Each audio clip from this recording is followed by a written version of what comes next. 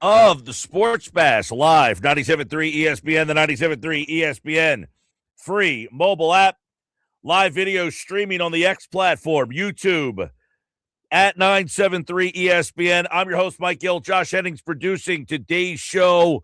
You out there, we've got some breaking news that just came in. The Anaheim Ducks have matched the 5-year offer sheet for center Leo Carlsson. His 5-year contract worth $18 million per season will go to Anaheim. So the Flyers miss out on Leo Carlsson. They have made that decision within the last hour. Kevin Durso, our Flyers insider, joins us tonight to discuss what's next. I know Danny Briere is scheduled to talk at some point, maybe today, may not be today, but obviously some disappointing news if you're a Flyers fan and you thought that, hey, this could have been a legitimate piece to the puzzle. A 21-year-old kid who is basically going to play his prime seasons, and now he stays in Anaheim with the Ducks, who matched the 5-year offer sheet. It's a kind of a gut punch, and I look at it like this.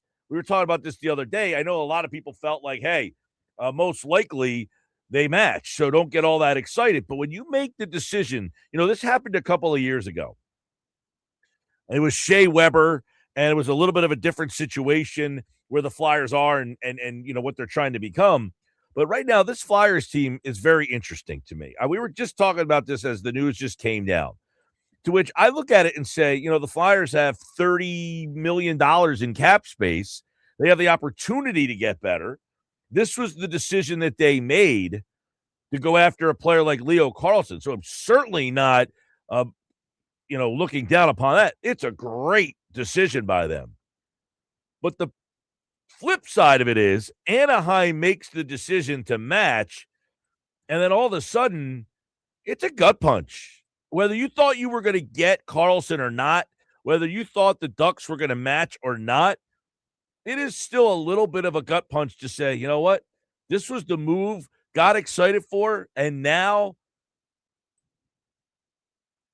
where do you go? You have $30 million in cap space, somewhere around there. I think it's a little above or below, right around $30 million to spend in cap space. And your team looks a lot like you did when you got eliminated at the end of the playoffs. You went out and got a backup goaltender. I don't know how that moves the needle. You went out and got a second or third pairing defenseman. I don't know how much that moves the needle. Now, you can certainly be positive Flyer fan and say, well, you got Martone for a full season. I agree. Michkov, is he going to improve in year number 3? Possibility. Your own in-house development. You hope the younger players, Forrester got hurt last year. He's now hopefully, healthy and back and ready to play a full season. Everybody's a little bit more experienced. So you're just in-house development. You're hoping it's better, but that's every team in the league. They're all hoping that their young players get better and the guys who have been around continue to improve. So one of the things that the Flyers certainly have lacked and identified is we have this group that is just constantly, like, they have been the NBA team that is stuck in the purgatory, right? They're never so bad that they get the draft pick to help them out. They're never so good. They're just constantly either a playoff team that's at the bottom rung or in the middle of the pack. And when they haven't been a playoff team, they haven't been bad enough to get a draft pick that can help them. So they're just kind of perpetually stuck in purgatory in the NHL circles. So they make the playoffs this year. They get in as the 8 seed. They end up, there is no more 8 seed in the NHL. They don't really seed it that way. But essentially, they were the 8 seed. They were the worst wild card team. And they win around, and it's exciting, and it's fun. We all like the fact that the Flyers are back, and they have some sort of direction, I guess. But here we are with $30 million in cap space and basically nothing to do with it, or nothing to show for it, I should say. I can't sit here and tell you what they're going to do with that $30 million in cap space. If anybody has any ideas, I'm all ears on that because I haven't heard a whole heck of a lot. This Carlsson thing came down, and it was always like, whoa, they just took a big old swing that nobody anticipated. Well, I don't know if you were anticipating the Ducks matching or not, but they did. They called your bluff. So what's your pivot now? What's your pivot with $30 million in cap space and a team that looks a lot like it did when you looked in the mirror at the end of last year and said, whoa, we are pretty far away from the Carolina Panthers who beat us? Are these fair questions? 609-403-0973 of the White Horse RV text board. Durso tonight at 5:30. I'm very interested to see where he thinks they go from here because, this is much like the soccer situation, right? Unless something happens and then if they call this out, match this, Anaheim, and nobody asks these questions, then the Flyers just going to go back to saying, tried, right? So now what are you going to do now? Are you going to just say, we tried? Hey, we tried. We basically tried to shake the structure of the NHL. I mean, this is a pretty big move, gutsy move that the Flyers made. But did the Flyers do enough in this situation? Did they just kind of shake the cage, or did they try to kick the cage over here? Did they just want to try to get the attention to the fan base to say, we tried? Or did they really do all they could do? And now that the Ducks have matched, now what? Because I think from my vantage point here where I sit, I want to know what's next. You got $30 million sitting there, and what Danny Briere said the other day, now it comes back into my head. He said, don't be surprised if we take a step back. Well, then, boom, he goes out and makes an offer for Leo Carlsson. That's not a step back. That's a jump forward. Until now, the Ducks have matched the Leo Carlsson offer sheet. So now where do we go from here? 609-403-0973. One thing is for sure. You got excited because you felt that the team was willing and ready to now make that next step. We got a player that you can pair with Porter Martone, and these two guys can grow together, and it was going to be a pairing. And now how do you fill that void? I don't have that answer. Maybe you guys out there do. 609-403-0973. Well, my mind, Mike, immediately goes to the trade market because, we saw that Zach Werenski, he vetoed the deal to the Stars, says he wants to stay in the Eastern Conference.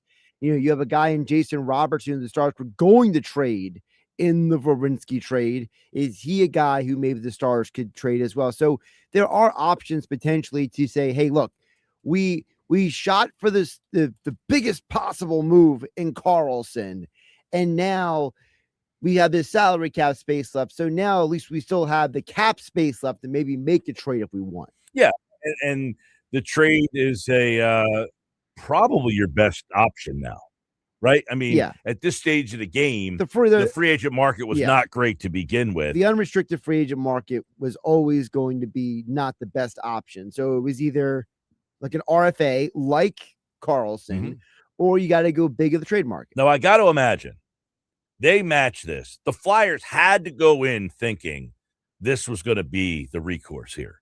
Of course. So I can't imagine that they don't now have a plan B. And I think they do. And now I don't personally know what the plan B is because I'm not in those meetings, but I'm just saying, looking around the league, the NHL offseason is starting to feel a little bit like the NBA in the fact that most of the big moves this offseason are happening via trades. They're not happening at free agency. So maybe the Flyers said, look, Carlsson was the big shot. If we don't make that shot, okay, at least we still have a trade to make. Yeah, listen, and I would think if you're Danny Briere, you almost don't have a choice at this point. You've now told your team, you showed your fan base, but you also told the players inside that locker room that we're going to go out and do this, and then you don't, and then it's like comes crashing down in your lap, and you're thinking to yourself, wow, what a disappointment. We all thought we were playing with a player like that, and now we got nothing to show for it. And if you are Danny Briere, is there even a player out there that can come close to what you tried to acquire? I'm not sure that there is. Maybe not, and again, I've seen a lot of rumors about guys like Jason Robinson and Jake DeBrusk, who are very good players. I'm not belittling them. And also Zach Vervinsky, who's a top 10 defenseman in the league. But I think what made Carlsson so appealing is the point that you made, Mike, a couple minutes ago, which is you were acquiring a guy who's going to grow with your current crop of young players.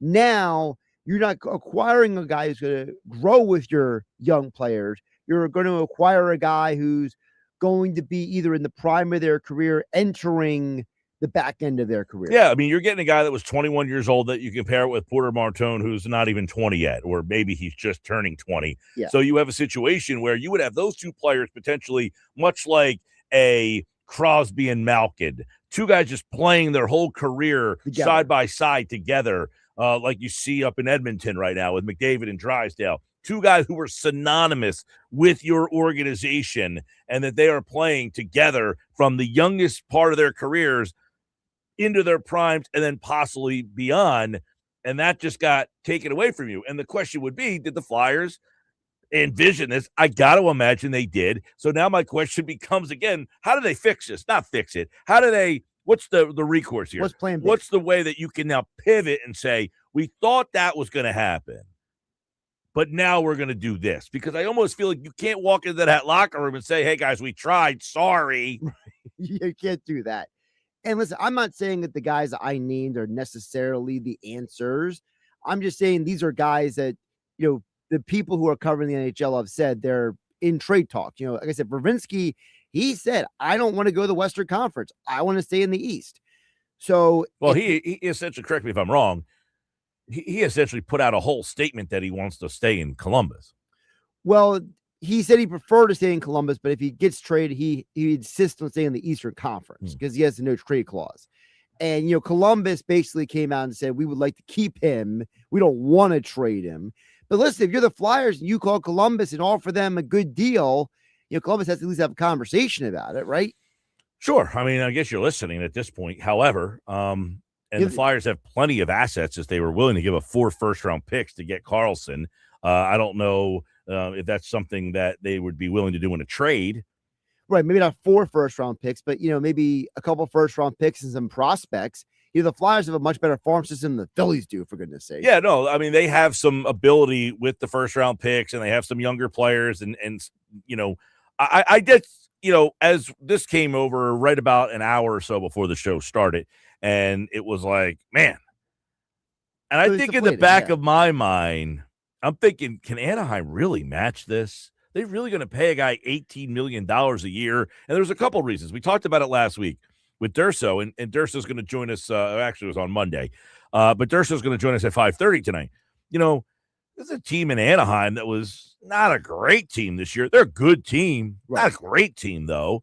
And do they really say, man, we're going to dump $18 million into a player on a team that was just kind of like middle of the road? But also knowing that you still have to give a big contract now to Cutter Gauthier in the near future. That was part of the concern, which is how are you going to pay Carlsson and Gauthier and all the young players? And as you said, Mike, build the roster to keep getting better. It looks like Anaheim now kind of has their hands tied while the Flyers are basically left there basically saying, well, we got money to spend. But as the comment that we made earlier this week, Mike, you and Durso talk about this. I talk about with Jason Martinez. You don't want to spend money for the sake of spending money either. No, and that's the thing. It's almost like you're in the situation that the Sixers were in a couple of years ago. You had money, you had to spend it, so you went after Paul George. The Flyers said, we have money, we have to spend it, but we're going to spend it the opposite direction. Right. Going out and getting this is a team that is desperate for a franchise center. Yeah. Our whole lives. And their only recourse to go get it was this way, because I got a $30 million hole burning in my pocket right now, and I don't know what to do with it. So this is a tough spot that they're in. There's no question about it. The Anaheim Ducks have matched the offer sheet on Leo Carlsson. The Flyers would have had to given up 4 first-round picks in consecutive drafts, to which many people said, who cares? Chris Pronger among them. He was, saying, listen, you get a player like Carlsson, that pick's in the 20s.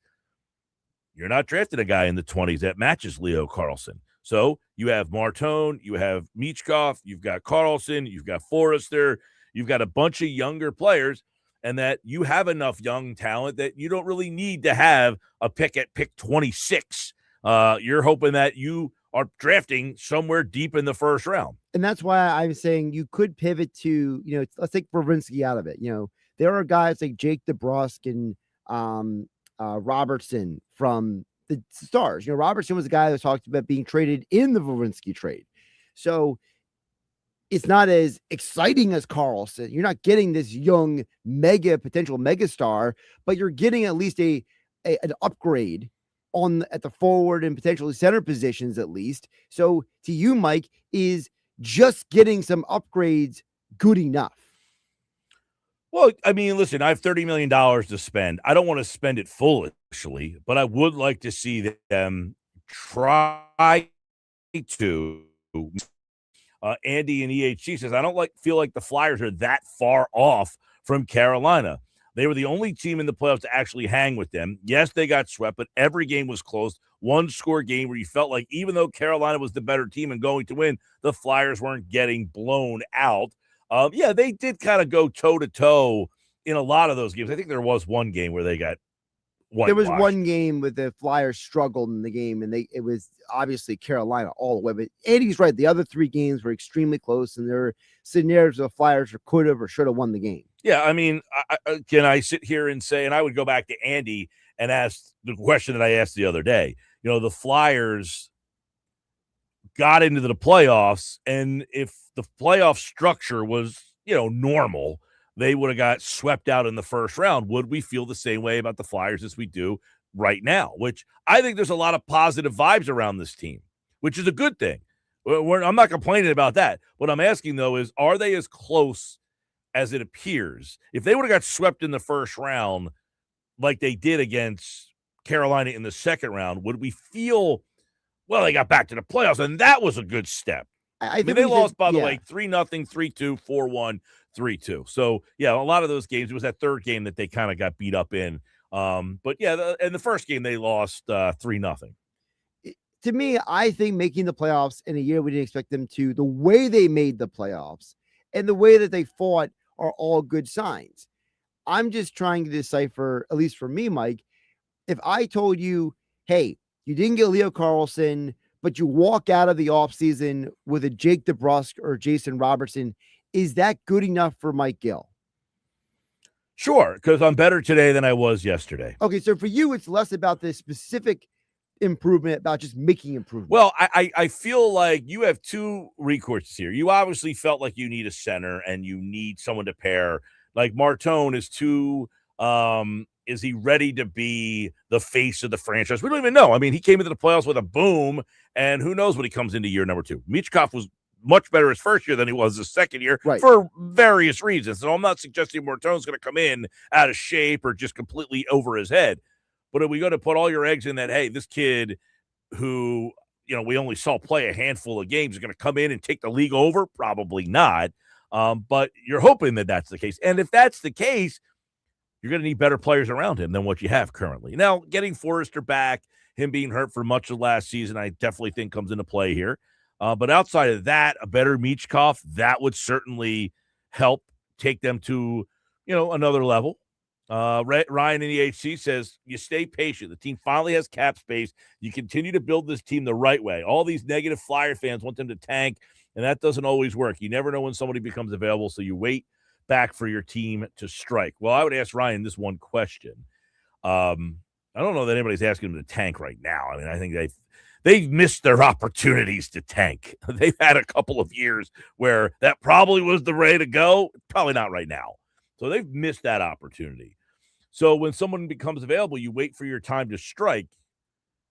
But you could be sitting and waiting like you did this year, and bam, you prayed on it, and then that's, blew up in your face. It did. And I would just kind of just play devil's advocate. I would say, I think part of the question you're asking, Mike, is what if you try to get these other guys and you still don't get somebody then what are you going to do? I think that that's the concern that you're expressing. I don't want to put words in your mouth, but for someone like yourself, Mike, you're like, hey, you made this progress. Now what do you do? What are you going to do to keep not the hardcore hockey fan, the more of the intermediate to casual fan engaged heading the next year?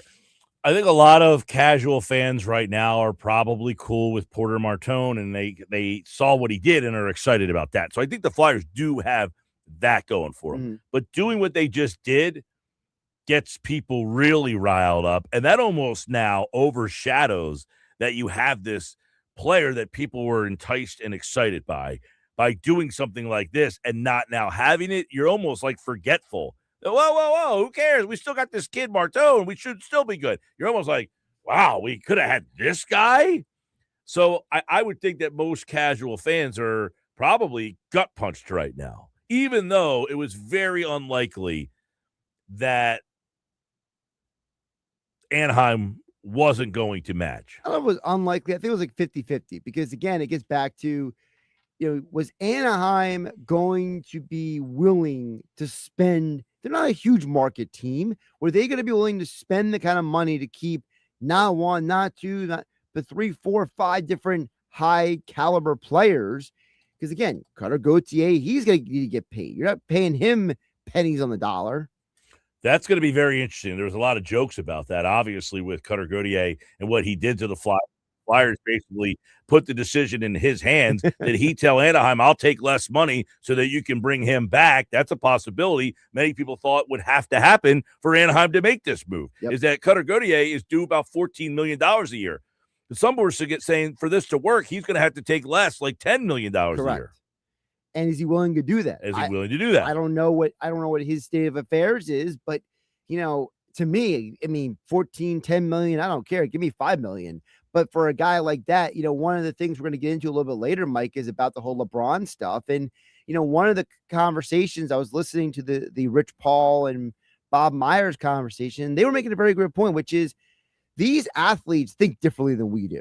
They're in a different stratosphere in terms of, mentally how they view the game. So a guy like Cutter Gauthier, does he go to the Ducks and be like, look, match this thing. I'll take less. Don't worry about me right now. Hard to see that reality, but sure. I guess it's a possibility. I mean, you got a young guy like that. Maybe, he's not seasoned enough to be thinking about that. But generally, these guys go for the most money. Although, who knows? Maybe he said, hey, listen, make it work. I'll do what I have to do to make it work. I'll make my money in my second contract. I mean, as long as he doesn't do what the Clippers did, with their guys, right? Those side deals. Right. Yeah. The appearance fees that one appeared for. Yeah. What was the name of the company? I forget the name of the company, but they were supposed to make appearances and they never showed up. Yeah. Kyrie. I mean, not Kyrie. Kawhi never showed up for some of these things. All right. Sports Fast Live. Evan Cohen from Unsportsmanlike at 3:00 today. Our Phillies fastball segment. Last night was a little bit of a home run derby preview. Back to back home runs. De La Cruz, Stewart, and J.J. Bleday went homers back to back in the fourth. Tanner Banks is having a rough season. I mean, almost DFA-able at this point. You can make a strong case that Jose Alvarado is DFA-able. We'll talk about that during fastball today. Coming up, Evan Cohen at 3, Kevin Durso at 5:30 tonight. We ask you at Mike Gill Show. You can go and vote right now. ESPN.com gave the Phillies a first half grade. We'll tell you what that is. What would you give the Phillies for the first half of the season so far? That's next. This is the Sports Bass Live on 97.3 ESPN.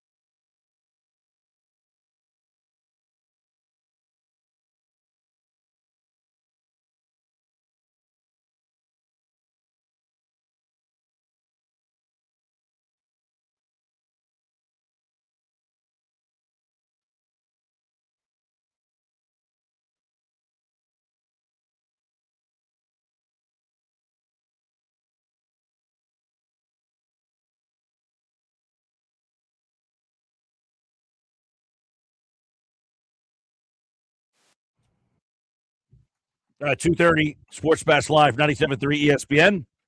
Text board is open on the White Horse RV text board, 609-403-0973.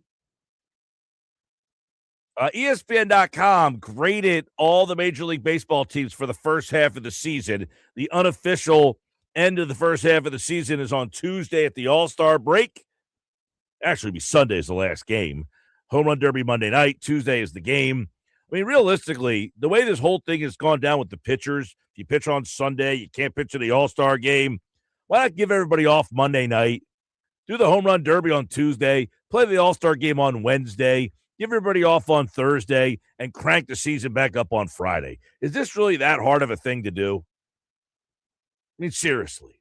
Why do we got to make this stuff so ridiculous? Well, you pitch on Sunday, you can't pitch in the game on Tuesday night. And as Dave Gallagher told us yesterday, probably collective bargained. Well, how about we collectively bargain to move the game to Wednesday, give everybody a Monday off. You know, they play Sunday, then the Home Run Derby is Monday night. Why not just play the thing on Wednesday night so that the guys who pitch on Sunday are eligible to pitch? Is this really all that difficult? What grade would you give the Phillies for the first half of the season? 609-403-0973. We asked you at Mike Gill Show. ESPN.com gave them a B-, so essentially a C. This is a team right now, when you take a look at it, when the Phillies are in second place, they're 3 games back. They're actually tied with the Marlins right now. The Marlins and the Phillies have exactly the same record. They're both 3 games back in the National League East, 51-42. They're tied for the second wild card spot. The Marlins are coming, man. They've won 5 in a row, 7 out of 10. And I'm going to imagine that the Marlins are in a position that they can add here. They've got young talent. Their farm system is much better than yours is. That might be a team that you're talking about and saying, can Philly catch Atlanta? How about, can they hold off Miami? Philadelphia got a B- from ESPN.com so far. We'll check the poll question up right now. What would you give the Philadelphia Phillies as they are currently 3 games back in the wild card? Vote at Mike Gill Show. I go a B because I think you have to separate the team that started 9-19 from who the team is right now. I think they deserve a ton of credit for the way they have bounced back. And I think that what we have seen from the team over the last several weeks is more of who they are than the first month of the year. So there's some interesting stuff here when you take a look at what ESPN.com actually said about the Phillies. And I think that is something to keep an eye on. You know, when you take a look at all of the grades here, what would you say is the grade for the Phillies? They say a B-, and they really take a look at the Phillies' start of the season and then what they have done with Don Mattingly taking over here. And I was interested to see how they kind of contextualized what Mattingly has meant to this team so far. And it's interesting. That's exactly what they wrote about. They said the Phillies dug themselves out from a bad start that resulted in Rob Thompson getting fired. They have gone 41-21 since Mattingly became the manager. It probably has little to do with the managerial change and everything to do with. They list 4 different reasons why this team has turned it around. 1, they've played a softer part of the schedule immediately after Mattingly took over. Fair. You guys talked about it on Phillies Fastball multiple times. 2, Wheeler returning to the rotation. That's huge. And all of us on the Phillies Fastball almost have that as the number 1 reason, is Wheeler and the role that he has played in returning, giving them stabilization in his starts, and then also helping save the bullpen. Correct. Number 3, they mentioned Bryce Harper getting hot. 305, 405, 589 splits in the month of June when the Phillies really started to take off. Number 4, since Mattingly took over, Christopher Sanchez had a 50-plus inning scoreless streak, and here they are.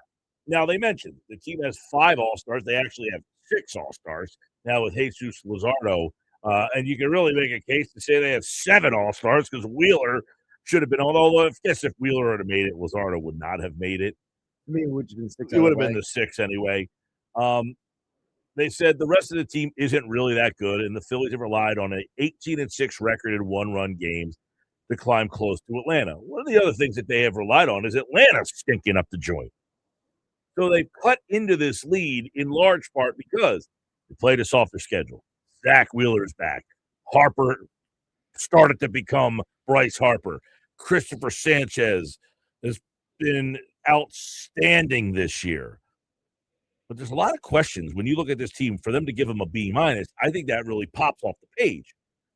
A couple things. One, what Trey Turner am I going to get at the second half of the season? I think that's highly important. Huge, very big. And you and Dave Gallagher talked about yesterday about how, part of this stuff with Turner, how much of it is psychological, how much of it is him in his own head. Is he going to be able to use the All-Star break to maybe hit that reset button or not? He didn't play yesterday. That was kind of a day off for him.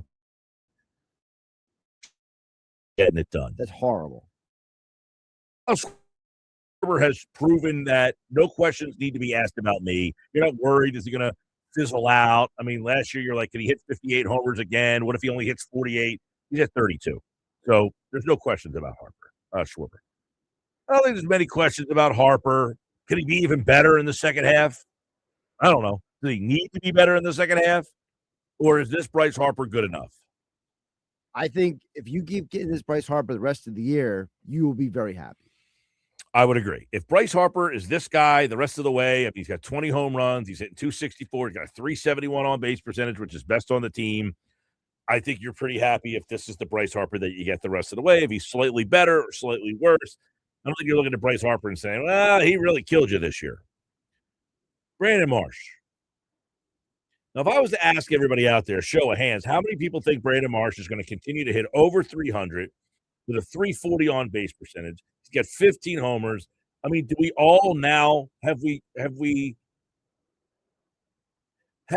come to terms with Brandon Marsh is this player? Or are we waiting for the Brandon Marsh that we've seen since 2022? It's so hard to tell because he's never done this before. So I don't know. And what if he doesn't? What if he doesn't keep this up? Then that's a problem. So you almost need Brandon Marsh to be 305, 340 on base, 502 slug, 842 OPS, 15 homers, 46 RBIs. Like, he needs to maintain that. In some degree, right? He maybe not literally that, but it's something along those lines because this is a lineup that really lacks dependable hitters. He's been most dependable probably from start to finish. I mean, you could say Schwarber has his ups, he has his downs. When he's up, he's way up. Marsh might be the most consistent of the crew. Bohm, I mean, he was awful. He's turned it around, but still not good enough. I mean, 222 is horrible. 283, not good. 367 slug, not good. 650 OPS, not good. I mean, his 11 home runs are a little up for him. He still has more RBI than Marsh does, believe it or not. But we all know the story with Bohm. He's hitting in a spot in the order that he should not be hitting in, and that just kills him. So anything is, hey, he's not terrible. He's terrible for where he hits in the order. Right. And he's turned it around from where he started, which was horrendous. But he's got to get blistering hot. And I don't know that I see that happening. And, Mike, you and I talked about this before, about the fact that Alec Bohm is a guy, he is who he is. I don't think he's getting any better. He's not going to be a guy who's going to one day wake up and turn into this 300 hitter who's going to hit 30 home runs. He is who he is at this point. Yeah, I mean, you're hoping he is what he is. Instead, he's hitting 222. You're hoping he is what he is, which is about a 270, 275 hitter. He's not even close to that right now. No, he's not close at all. He's having statistically the worst year of his career. Bryson Stott, disappointing, was off to a terrible start, has picked it up, still not a factor. Not you need or want him to be. No, not the factor that you're hoping for. 245, meh. 304, meh. 389 slug, meh. 693 OPS, not good. No. Good defensive player, but they need more out of him, and I don't think there's another year for him, unfortunately. Crawford, you were excited. He got off to a great start. Then he slumped. He kind of picked it back up a little bit here. Still don't know what kind of impact he even makes for this team. He's at 262 with a 312 on base percentage. I mean, that was under 300. He's got it back up over 300. You'd like to see him around 340, even maybe a little higher than that, so that he can utilize his speed. He only has 12 stolen bases. He has less stolen bases than Bryson Stott has. I mean, that was one of the things you're figuring. If this guy, when he gets on, that's a double, and that has not really been the case with him. I mean, overall, he's been terrible. No, but I don't know if he's made any impact whatsoever. He's made an impact sporadically. He's had specific games where he has had big hits, big moments, but he has not given you that in with any form of consistency. And if you want to argue that part of that is because he's on the lineup all the time, okay, maybe. But at the end of the day, you need more from him because you're not getting enough from, and this is the problem with this lineup, because you're not getting enough from Bohm and Stott. Now it's a trickle down, right? So now it's like, hey, Justin Crawford. Hey, now it's Derek Hill. Before that was Adolis Garcia. Like you're hoping Rincones or somebody does something because I don't know that I'm hoping Rincones does anything. That would be. I know what you mean, but what I'm saying is that it's because these other guys are not giving you enough. Now it's more of a spotlight on everybody else. Yeah, Crawford's just been okay. I mean, I'm not saying he stinks. I'm just saying I don't. Like you would feel. By the way, his WAR is 0.0, so he doesn't help you win a game. He doesn't really make you lose games. He's just meh. But you would feel differently about Crawford if you were getting so little from Turner and Bohm, right? Probably. I don't really know what my expectations for Crawford were. And I said at the beginning of the year, what is the success for him? 275? I mean, he hit 350 in AAA. I know he's not going to hit 350 here, but what does that mean? I mean, what's a 275 hitter with no power in Major League Baseball today? A nothing burger. Pretty much. Nobody cares if you hit 275. He's not even hitting 275. I'm just saying, if that's where he was hitting. Right. You're basically Luis Arias at this point. Adolis Garcia is done for the year. JT Realmuto, 202, 285 on base, 339 slug. I mean, Realmuto's been horrendous. And I don't know. I mean, I know defensively and he calls the game and all that stuff, but his bat has been rough. And I don't see that improving. I don't see an uptick much there. Edmundo Sosa, he flashes from time to time, but overexposed, hitting 222, 256 way overexposed on base.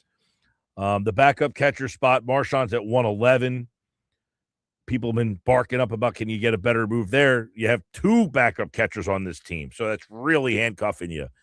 Rincones is at 211. Hill's at 325. Now, Hill's actually giving you a little something. The question is, can you get a better left-handed option to pair with Hill if you trust that Hill is the guy? So that's where you kind of are. B- is the number or is the grade that ESPN.com gives them. What do you guys say? 609-403-0973 on the White Horse RV text board. You can hit us up over there. Let us know what you say. By the way, the big news today, the Ducks have matched the 5-year offer sheet extended by the Flyers to center Leo Carlsson, so he will not be coming to Philadelphia for anybody just tuning in. And we're like, hey, what's going on with that Flyers situation? Well, the news is now official. He is going back to Anaheim. This hour of the show, it is brought to you by the law offices of Craig A. Altman. Mike, I had a day off yesterday. You know what I saw again? More car accidents. I'm telling you. This is unbelievable.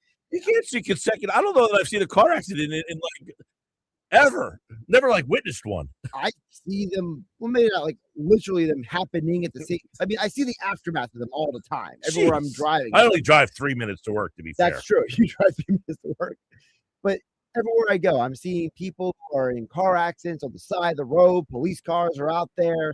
And you know what? If that happens to you, don't trust the insurance companies to have your back. Call 327-8899. Even if you're not in a car accident, you're in a slip and fall at work, something just bad happens to you, let someone who knows how to take on these tough cases handle it for you. The tough lawyers who handle the tough cases are the law offices of Craig A. Altman, located right here in South Jersey in Vineland, 856-327-8899. Or why don't you get a free consultation right now by going to CraigAltmanLaw.com. Coming up, do you remember it happened on this day in 2002? We'll discuss that. And don't forget, tomorrow we are on the road in Wildwood at Big Dog on the beach in Wildwood. Make plans to stop out and start your weekend with the Sports Bash on the beach in Wildwood.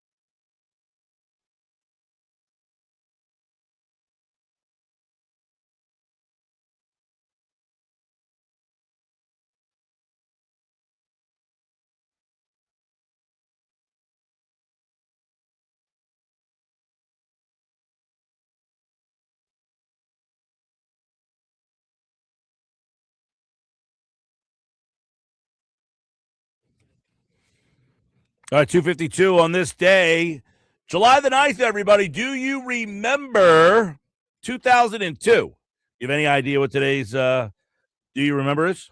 I don't. I'm interested to hear about it. 2002, on this day, the Major League Baseball All-Star Game finished in a tie, 7-7 after 11 innings. The two teams both ran out of players. Well, the game in Milwaukee. Following year, they decided that the game would matter. That lasted for a couple of years until Major League Baseball went back to the game not mattering. Now, that was a very debatable thing. Some people liked that the game mattered.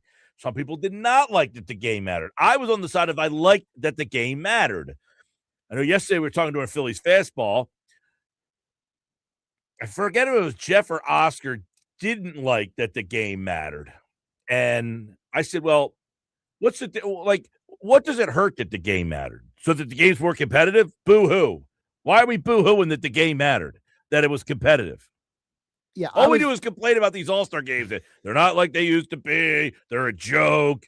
So they make the game matter, and now we're saying, well, it's stupid that it mattered. Yeah, but the reason why we'll complain is because we want the game to matter because we want the players to care. But the problem is you can't make people care for something they don't care about.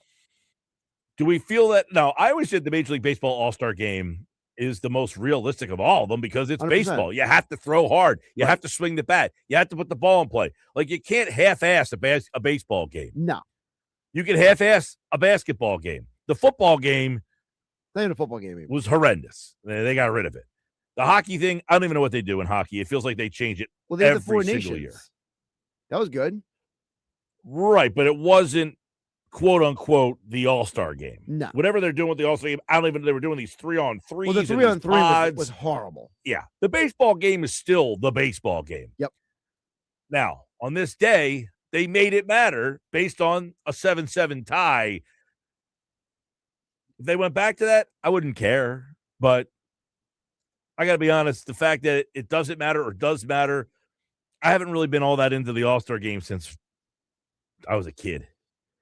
And it's funny, the one thing as kids that the All-Star game did was put a player in from every team. Yep. So you would be like, hey, there's Mike Schmidt. And it's the very thing that is hurting the All-Star game now, is them putting a player in from every team. And I don't think kids today care if they're guys in the All-Star game. Well, maybe they need to look at that rule next. Evan Cohen joins me on the other side.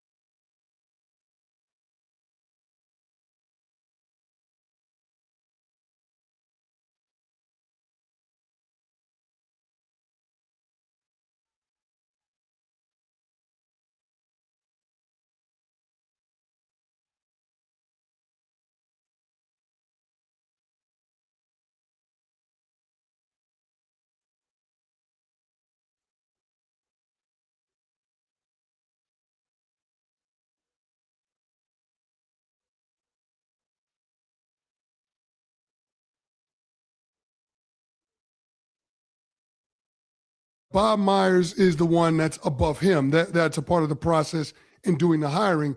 And we like how the chips have fallen for the Sixers. So if you're LeBron James, that's something to pay attention to. I do believe that the Jaylen Brown trade is one of those moves that makes LeBron sit back and seriously consider playing for a team in what will be his farewell tour years that he hasn't already worn a jersey for. Chris Canyon on Unsportsmanlike said that this morning. It's our Unsportsmanlike moment of the day, brought to you by Broadlee's Plumbing, Heating, and Air Conditioning, 609-390-3907, online, broadlees.net. Now, Kenny says that Bob Myers and Jaylen Brown, that could be enough to tip the scales. You know, when LeBron made the decision, which was 2010 yesterday, was the anniversary, he said, I'm taking my talents to South Beach because it gave him the best chance to win.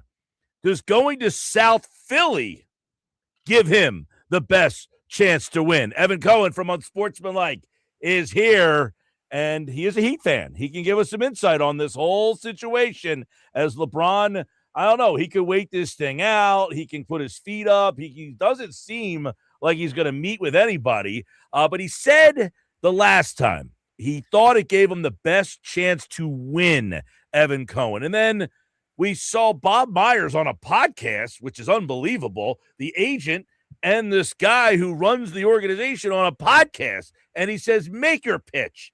And he says, if you want to win, you'll come to Philadelphia.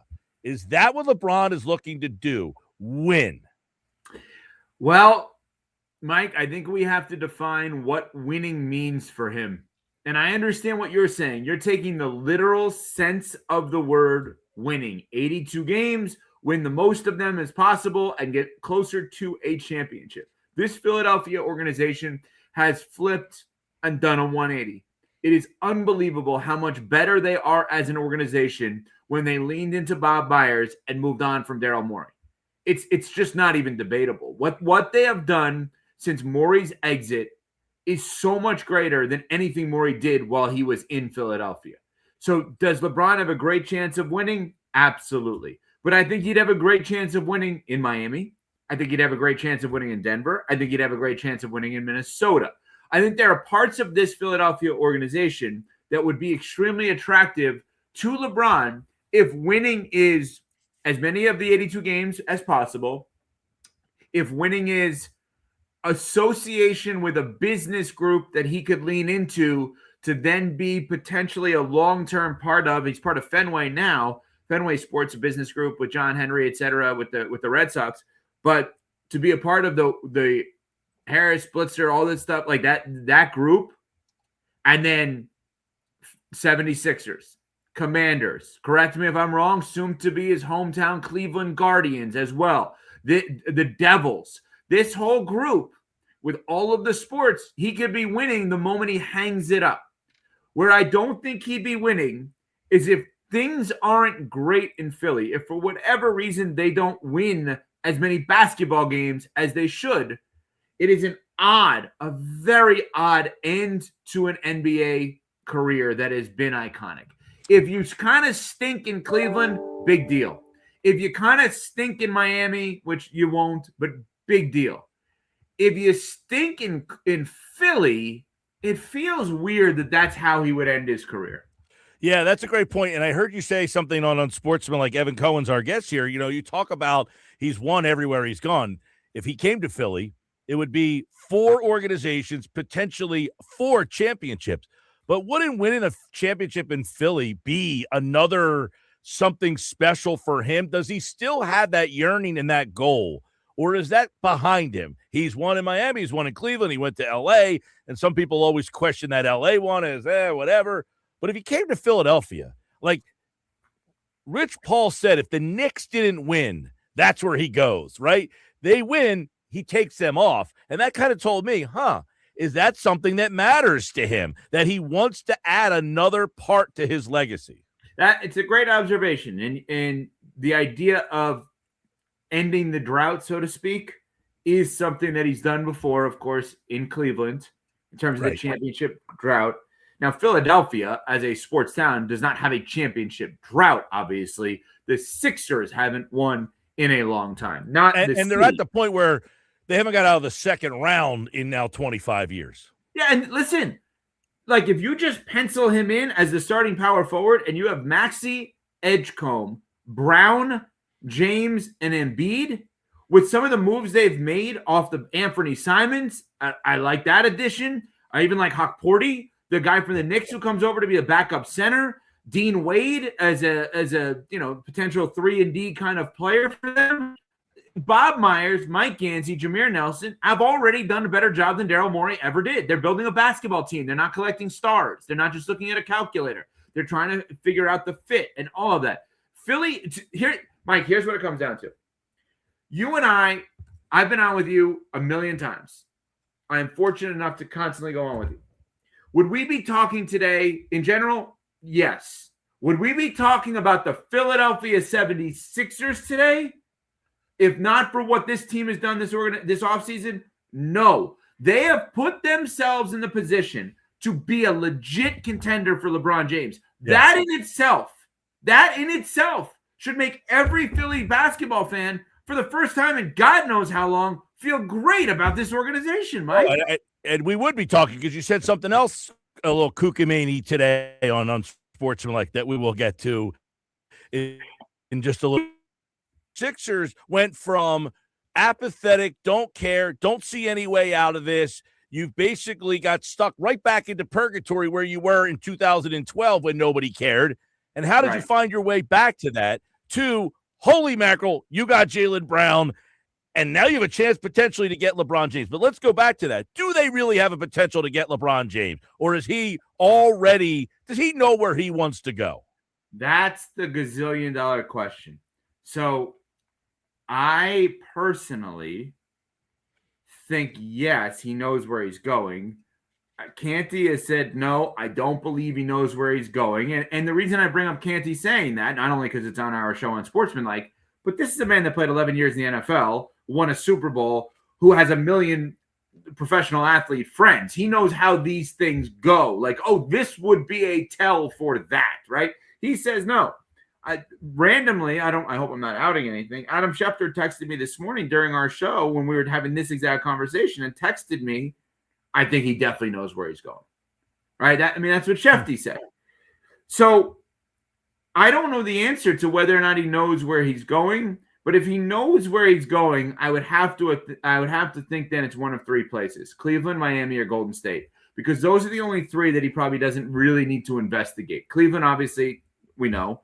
Miami, again, let me point something out. You and I are talking about how great the Sixers organization is now with all these new people running it.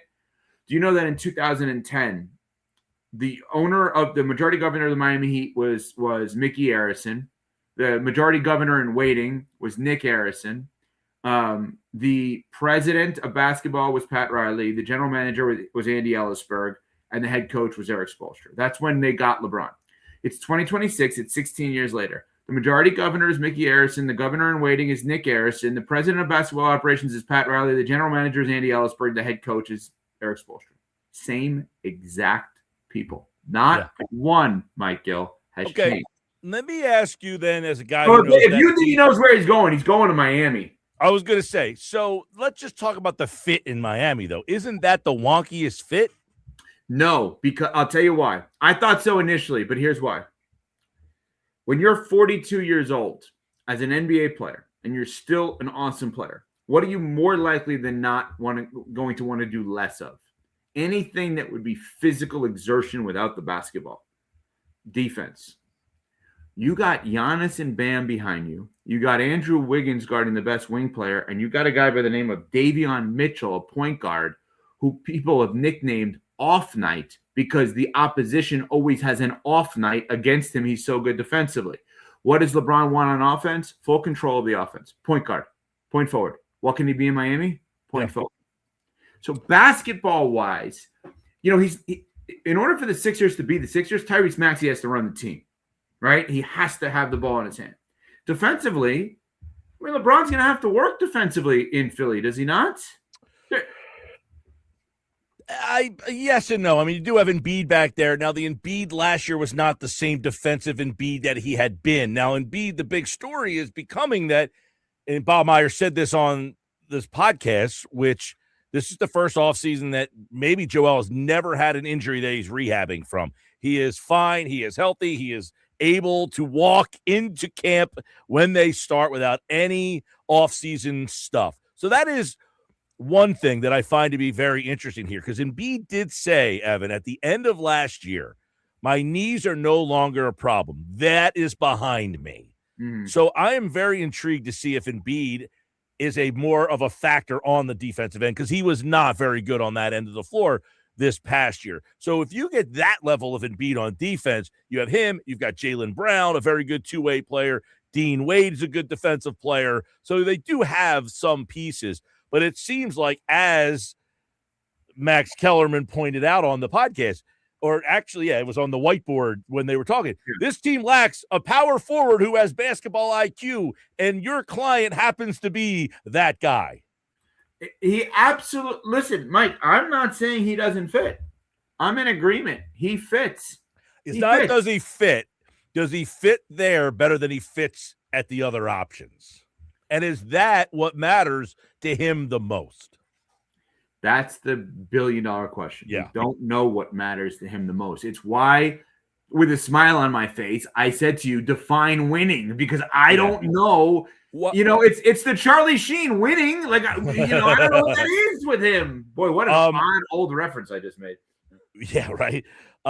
Canty said Bob Myers and Jaylen Brown could tip the scale. You said something that stands out. I think is very good observation by you, is the Harris Blitzer model. He can walk into be an executive for, much like Magic Johnson with the Dodgers. Hey, you want to go help out with the Guardians? You can help out over there. You want to be a part of the football team? We can put you in that spot. Like, it is a pretty interesting portfolio that he could walk into. Now, I'm sure LeBron James doesn't need that. He could probably walk into it by himself, but it might be a good starting point.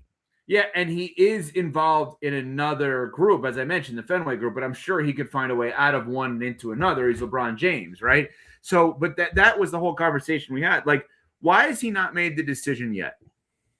Let's talk about that for a second. Did you hear, I don't know if you listened to the Bill Simmons podcast at all, but he did make a very interesting observation, was what if he was like Roger Clemens and just waited until like Christmas or January and said, let me see where everybody is before I make my decision, and I don't have to play the full 82. I think that was interesting. I think he loves playing basketball too much to do that. I think that's yes, I heard Bill say that. I thought that was interesting.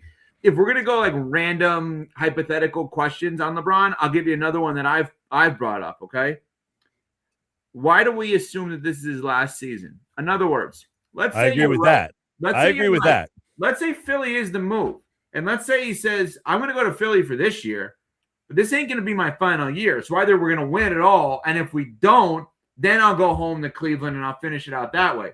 Like I think that we're assuming this is his last stop, which I don't think we should be assuming, because he could go somewhere and then ultimately go back to Cleveland, and no one's going to rip him for that last time around in Cleveland, even if he goes to this random Philadelphia, Denver, Minnesota year in the mix there. I think he can always go back to Cleveland without getting ripped.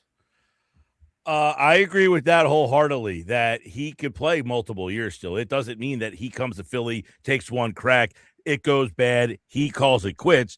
He could come here because it has the best team, potentially, or fit, doesn't go his way, always has Cleveland to fall back to. So, right, and I obviously agree with that. I am also going to guess one thing, if I may. I'm going to guess that the cockamamie take that you think I had was me putting Sirianni on the hot seat. Is that correct? Yes, but I tend to agree with you, and I wanted. Well, let me explain to the audience here. So here's what happened, because I knew that's where you were. I'm like sitting here waiting for this, because it's like, all right, I'm going to set him up, then boom with the left hook, knock him out, Rocky Balboa style. So every day, ESPN Radio all across the board, we have the Rankum series. The Rankum is what it's called. So it's a top 5 list with whatever the category is. So this week we had top 5 quarterbacks. I think tomorrow we have top 5 rookies. They give us a topic, all shows across the board, and every show is required to rank them. So today's top, and we switch off hosts as to who like leads the list. So today's topic was top 5 coaches in the hot seat. So I sent in my list and I said, listen, the obvious list would have 5 guys: Zach Taylor in Cincinnati, Todd Bowles in Tampa, Aaron Glenn with the Jets, Shane Steichen with the Colts, and Dan Quinn with the Commanders. I said, like, everyone's talking about that. So I said, do you guys want me to do that? Or do you want me to do the ones that I think by the end of the season could amount to be on the hot seat? And they said, well, that other one's obviously juicier. I said, okay, but inevitably people are going to take me out of context on this one, and I'm walking myself into this. So here is my point.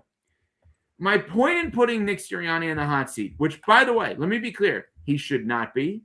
He's never had a losing season. He's been to 2 Super Bowls. He's won a Super Bowl. He's won the division 3 times, and he's over 30 games over 500. He has not been good as the head coach of the Eagles. He has been phenomenal as head coach of the Eagles. But there are 2 organizations in this sport that somehow have found a way to be interchangeable at head coach and quarterback relative to winning it all and or going to the Super Bowl. The defending Super Bowl champion Seattle Seahawks, who went to the Super Bowl with Holmgren and Hasselbeck, Carroll and Wilson, McDonald and Darnold, all within the last 20 or so years. And then there's your squad, the Philadelphia Eagles, Reed and McNabb, Peterson, and what I will say is Wentz / Foles, because Wentz got them there. Foles finished the race. And then obviously Sirianni and Hurts. So conceptually, if they believe that Nick Sirianni cannot get the most out of this offense specifically, and that if he doesn't develop Jalen Hurts, and it was all A.J. Brown retroactively in terms of, who was the key in the offense, if all of that goes to that way, could the Philadelphia Eagles, led by Howie Roseman, move on from Nick Sirianni? I believe they could, because I've seen them do it in essence before.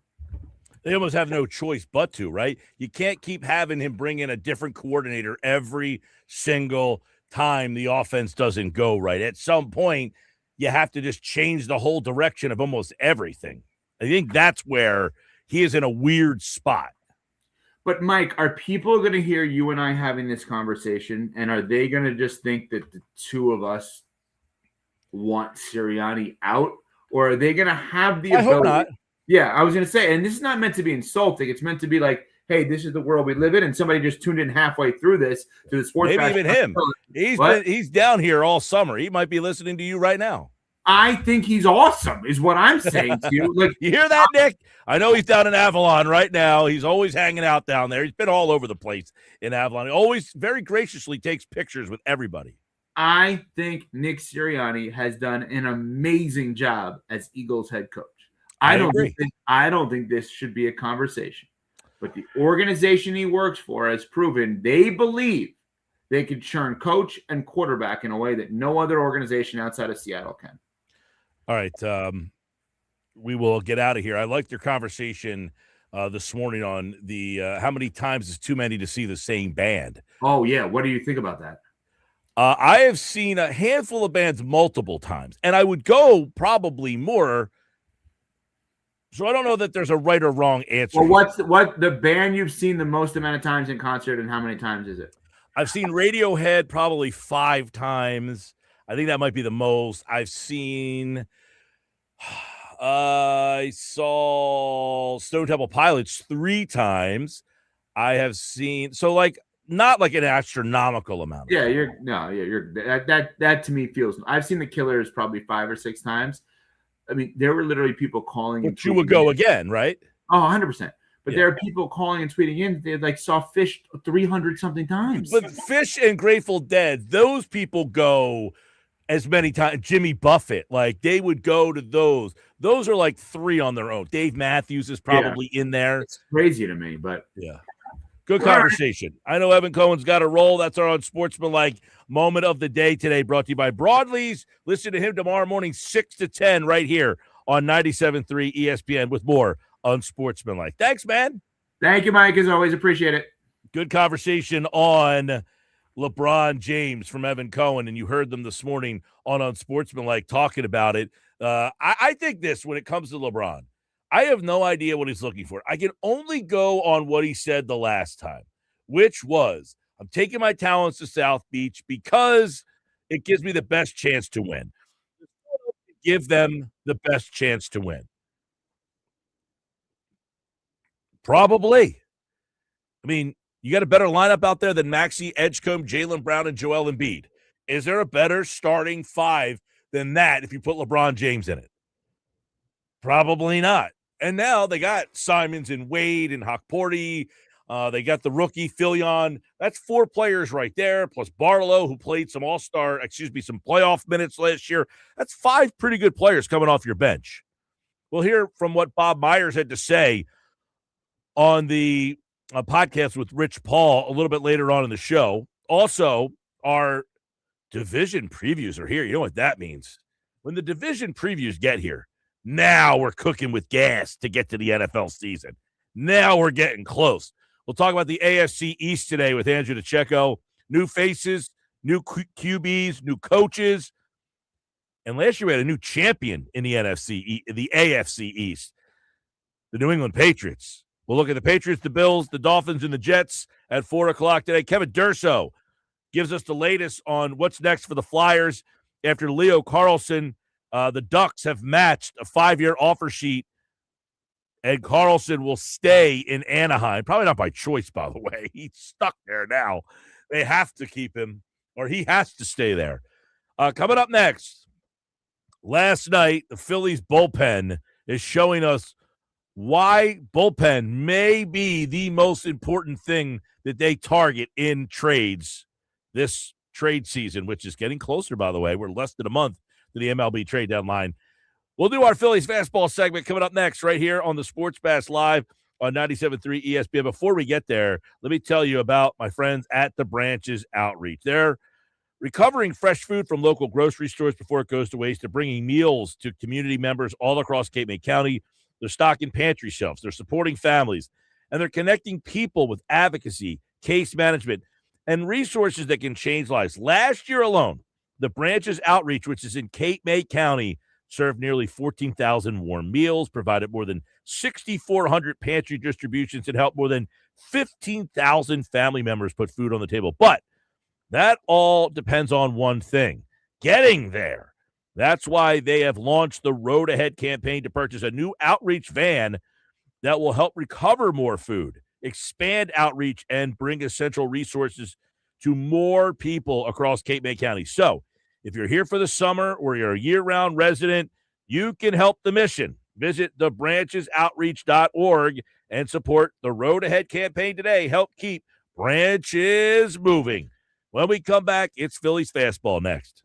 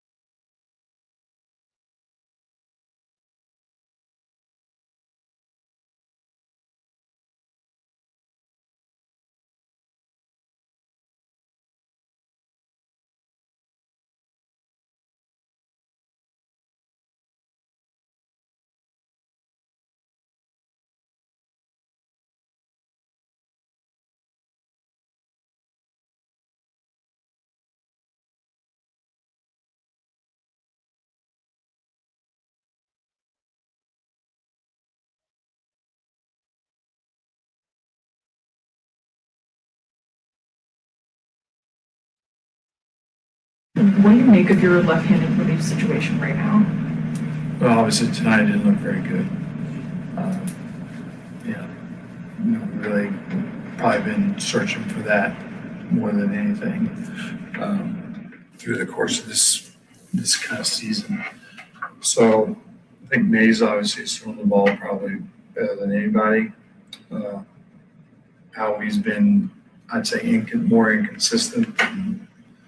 His stuff is still good. We're looking at it today, actually. The batted ball stuff is actually not bad. So I feel like he's probably been better than his numbers show, but still, obviously, he's been inconsistent with giving up runs. Don Mattingly last night, when asked about his bullpen, he was trying to dance around that. His real answer would have been, they stink.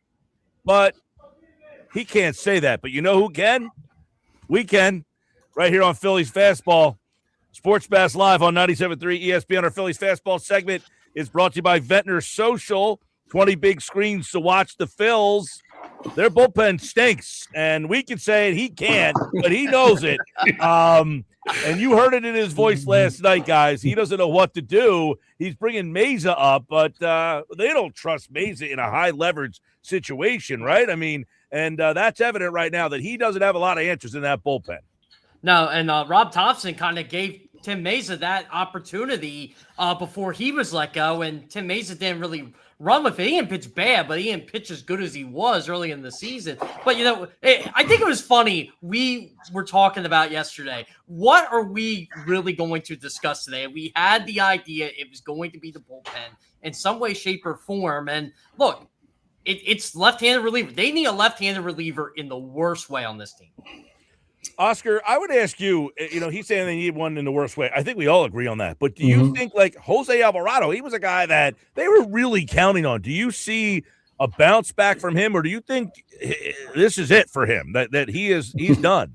He's looking more like Tanner Bank than Alvarado is looking more like Duran. I mean, it's like, look, eight earned runs between Alvarado and Banks. I mean, that is unacceptable. Look, I'm concerned. I'm worried. This was not our worry probably a month and a half ago, but right now it is a big worry. And look, the part of the reasons where we are right now, in second place, 3 games are tied with the Miami Marlins, by the way, is because of Joan Duran. Duran has done a tremendous job for this team. Kerkering, for the most part, has done a tremendous job. And those are the 2 arms that you can rely on. Outside of that, it is a big, big question mark. I mean, we had Keller yesterday. He didn't allow to run, but did he look as overpowering? I mean, as we want him to look, that's a big question mark. I had more intrigue in yesterday's game because of who was pitching than the actual result, right? Especially when the game got out of hand with Tanner Banks struggled to get outs again. Like, what are you going to do? Like, you did not bank on Dave Dombrowski did not bank on this. He paid Jose Alvarado $9 million this year to not have to worry about this. And this is a worry. And that is not Dave Dombrowski's fault. That is on the player. By the way, I agree with our buddy Phillies Tailgate 100%. Bring up Alex McFarland. I want to get into that, but first, I would ask you guys this question. I mean, Tanner Banks was one of the best stories of last year. He's borderline DFA right now. I mean, he is just basically looks like one of those relief pitchers that you got everything you could out of him last year. He gave you the max. He looks cooked. I mean, he was really rough last night. Yeah, for a year and a half, like, it looked like a great trade by Dave Dombrowski. It was just a guy you needed in like the 6th inning, right? And that's what he did and more. And I was like, coming into this year, wow, Tanner Banks is going to be like your 5th, 6th option in the bullpen.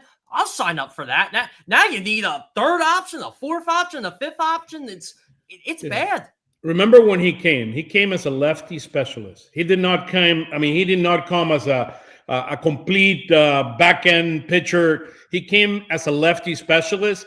Last year, he surprised the world. I mean, he surprised everyone of how good he pitched. He was the high leverage guy. I mean, if a starting pitcher had runners on base, he would be the guy that they would bring in. And then he did an unbelievable job last year. He's not even close. I mean, I don't know where that Tanner Bank is. I don't know where that Tanner Bank is. I feel like Kerkering's that guy this year.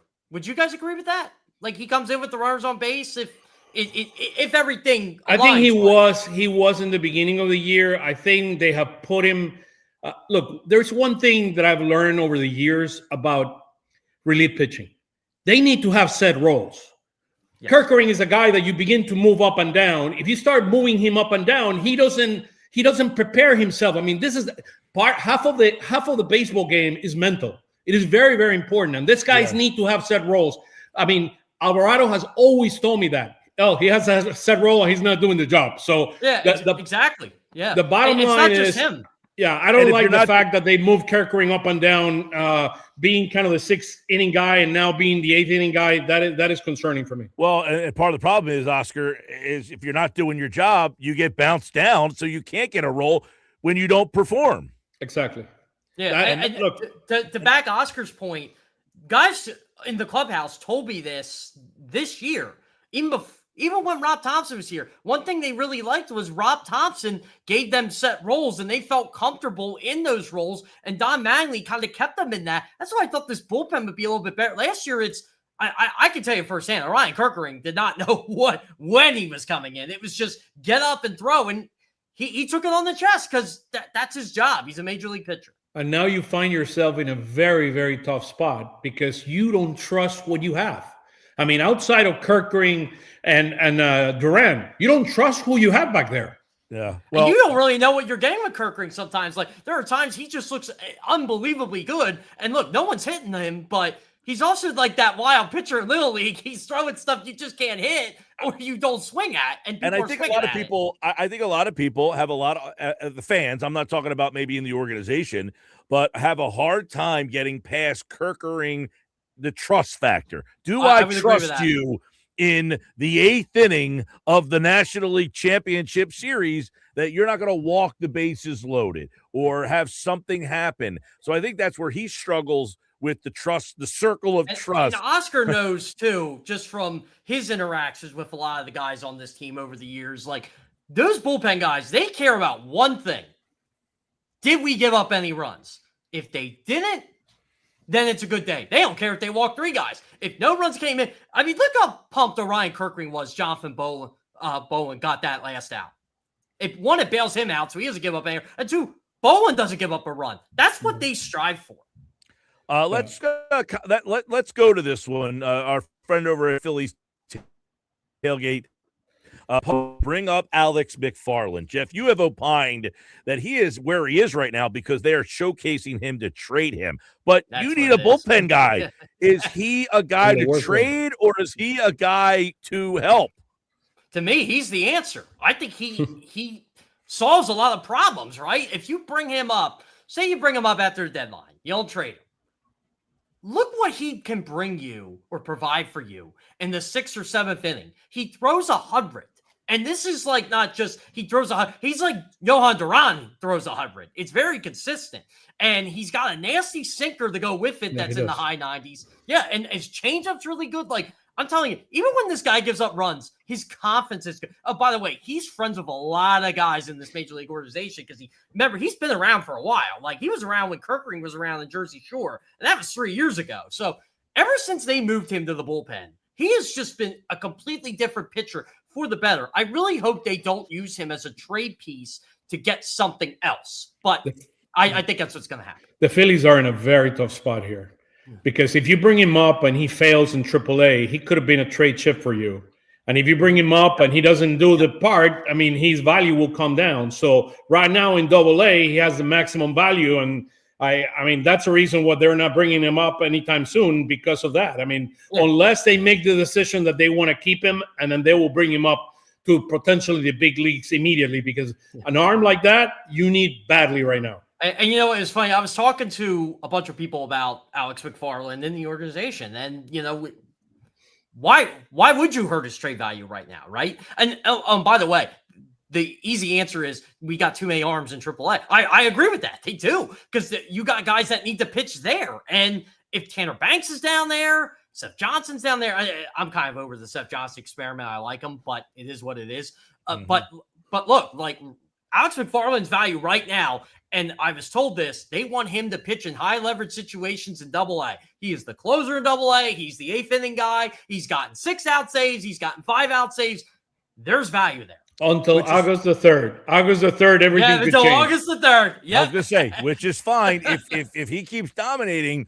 But if this team needs help and he's still here after August the 3rd, is he a legitimate option to bring up here and help this team? I want to present a question to you guys. Well, and real quick, before you ask the question, because 2 years ago, nobody had heard of Kerkering, and he came out of right field. He pitched, one or two games, and they put him on the playoff roster. At this time, 3 years ago, Orion Kerkering was wearing a Stranger Things jersey and pitching in Reading. And I'm like, and keep this in mind. There was no one good. Jose Alvarado was doing like a rehab start around this time, like pitching in rehab. He did not look good. And then Orion comes in, and it's like, this guy's a major league pitcher. Like, I don't know when it's going to be. I mean, his sweeper is sweet. I mean, no one could hit him in double pitch. It was tremendous. I remember, like, we were joking about this, like, that year he came up. He's like, hey, I was in Clearwater beginning of this year. Look, it's like they're going to have to make some decisions, and they have to make those decisions sooner rather than later, because this could get out of hand, guys. I mean, I am very. Look at what happens. I mean, outside of Wheeler, outside of Christopher Sanchez, and outside of Luzardo, when you have your 4th and 5th starter pitching, you're going to require a bullpen that pitches anywhere between 4 to 5 innings, and you're going to rely on a lot of these guys, and you cannot count that every inning is going to be pitched by Duran or by Kerkering. So outside of those guys, my trust factor is a big question mark right now. Yeah, so this is a question. Mine too, by the way. Mine too. I can't come up with a list of guys that I can say I can trust that guy, or I can even see myself. I think we're at the point of the season where I don't. Now, I will say this. Alvarado a couple of years ago got sent down, came back. He was a brand new guy. I don't know where it came from. I don't know if that's an option for him or for any. It's not a bad idea. It is not a bad idea. I do believe he has one more option, so it might not be a bad idea. Yeah, he does have one more option, so you are correct there. So this is a question I wanted to bring up to you guys, right? We were talking about the left-handed relievers. I had someone mention this to me on X today, and I haven't responded to him because I wanted to bring it up on the show. Sure. Do you guys really think left-handed pitching, left-handed reliever is the hardest thing to trade for? I don't buy that. Well, there's not. Oh, man, I mean, right now, I mean, if he's talking high leverage, yes, but. I want quality, to be honest with you, more than I know we're hung up and we're saying lefties because we don't have enough lefties.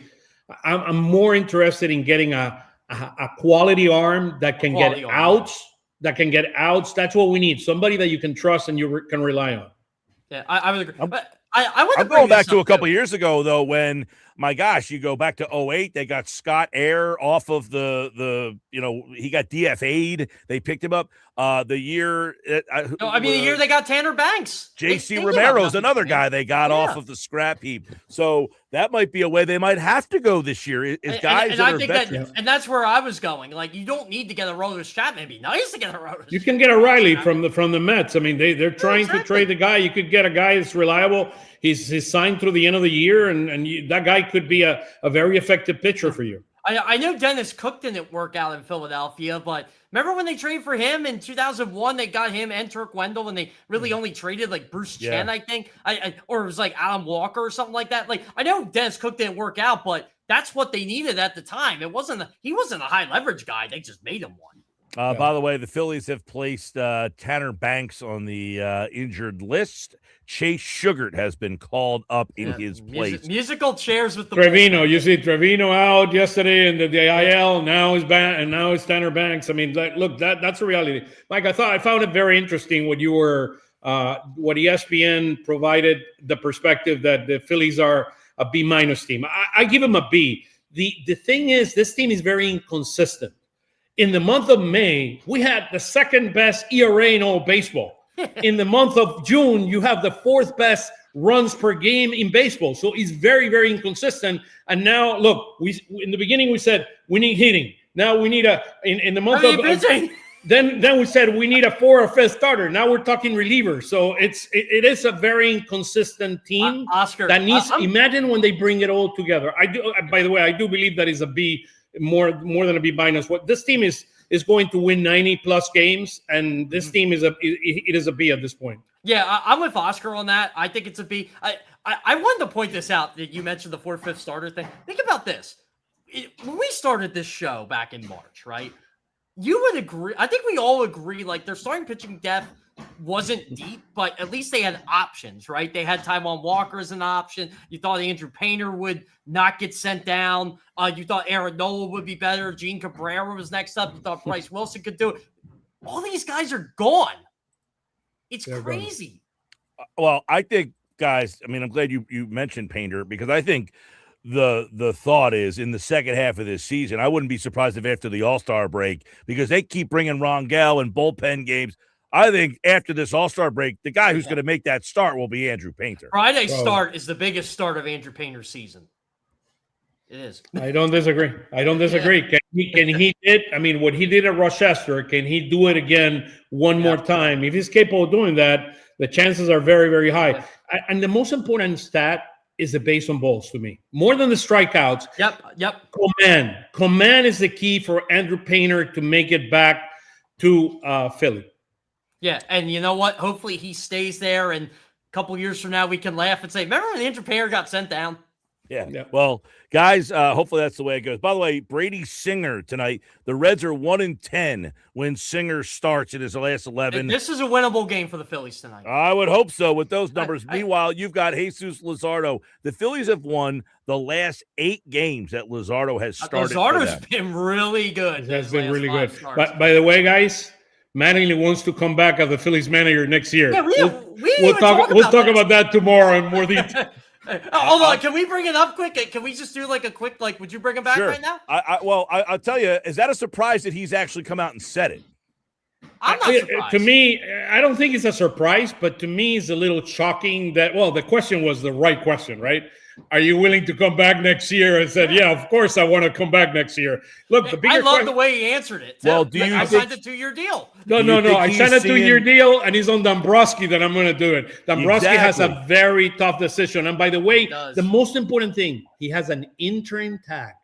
That is the key. That word intern is a key word to make a decision at the end of the year if he's going to go with Alex Cora, because if not, I see Alex Cora going to the Mets. Right. Well, and there was a report last weekend, I think it was Bob Nightingale, who said that the Phillies still are interested in Cora. And if Mattingly is starting to say, you know what, I want to be considered for this job, does he feel like I have to get that vocalized out there so that the fans start to get my side here?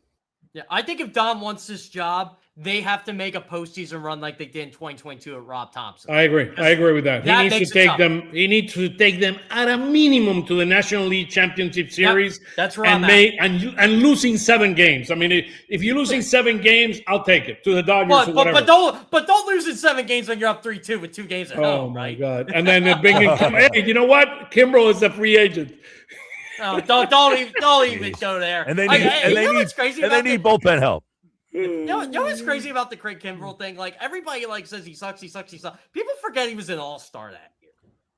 Yeah, and they keep bringing him back every year. They keep bringing him back and they release him. It's amazing, guys. That game 4, I'll never get over that game. Everybody likes to say about game 6 and 7. I'll never get over that game 4. From Sanchez starting to putting in Kirkering in that situation. He never really pitched on the road. I don't think he ever pitched a road game ever until that night.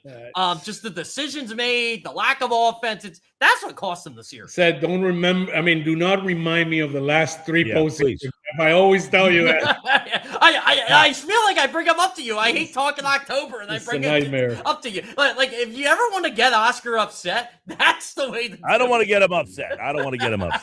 That's our Phillies Fastball segment for today. It's brought to you by Ventnor Social, the place to go to watch the Phils tonight. They got 20 big screen TVs. Check out their Facebook page for everything up to date. Jeff, Oscar, we'll do it again tomorrow. Go Phils. See you tomorrow. All right, there is our Phillies Fastball for today. A lot on that bullpen. Big problems in the bullpen. I do like what Phillies Tailgate, who's watching on the YouTube channel, said. Bring up Alex McFarland. They got to figure out somebody to help this bullpen out. They got some big problems, and we just talked about it. Tanner Banks has been put on the injured list. Not that that's a big problem in the bullpen, but Chase Sugar coming up, they already deemed him a problem. I don't know if that's a fix. Hey, when we come back, we'll hear what Evan Cohen had to say earlier today regarding Nick Sirianni. Stick around. The Sports Patch is next on 97.3 ESPN.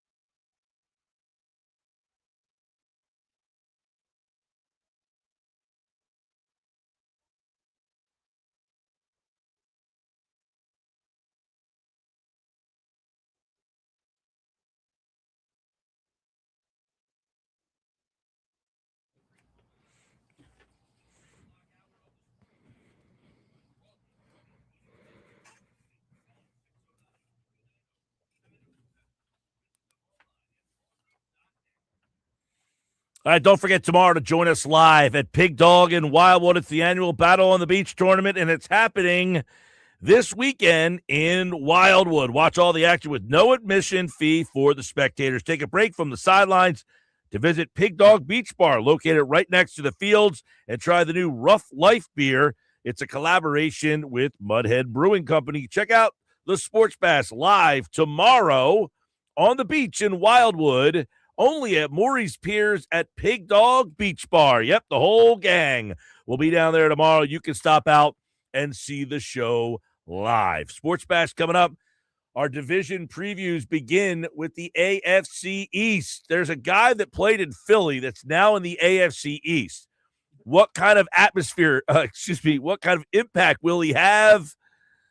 We'll talk to Andrew DiCecco as our divisional previews with the AFC East start next.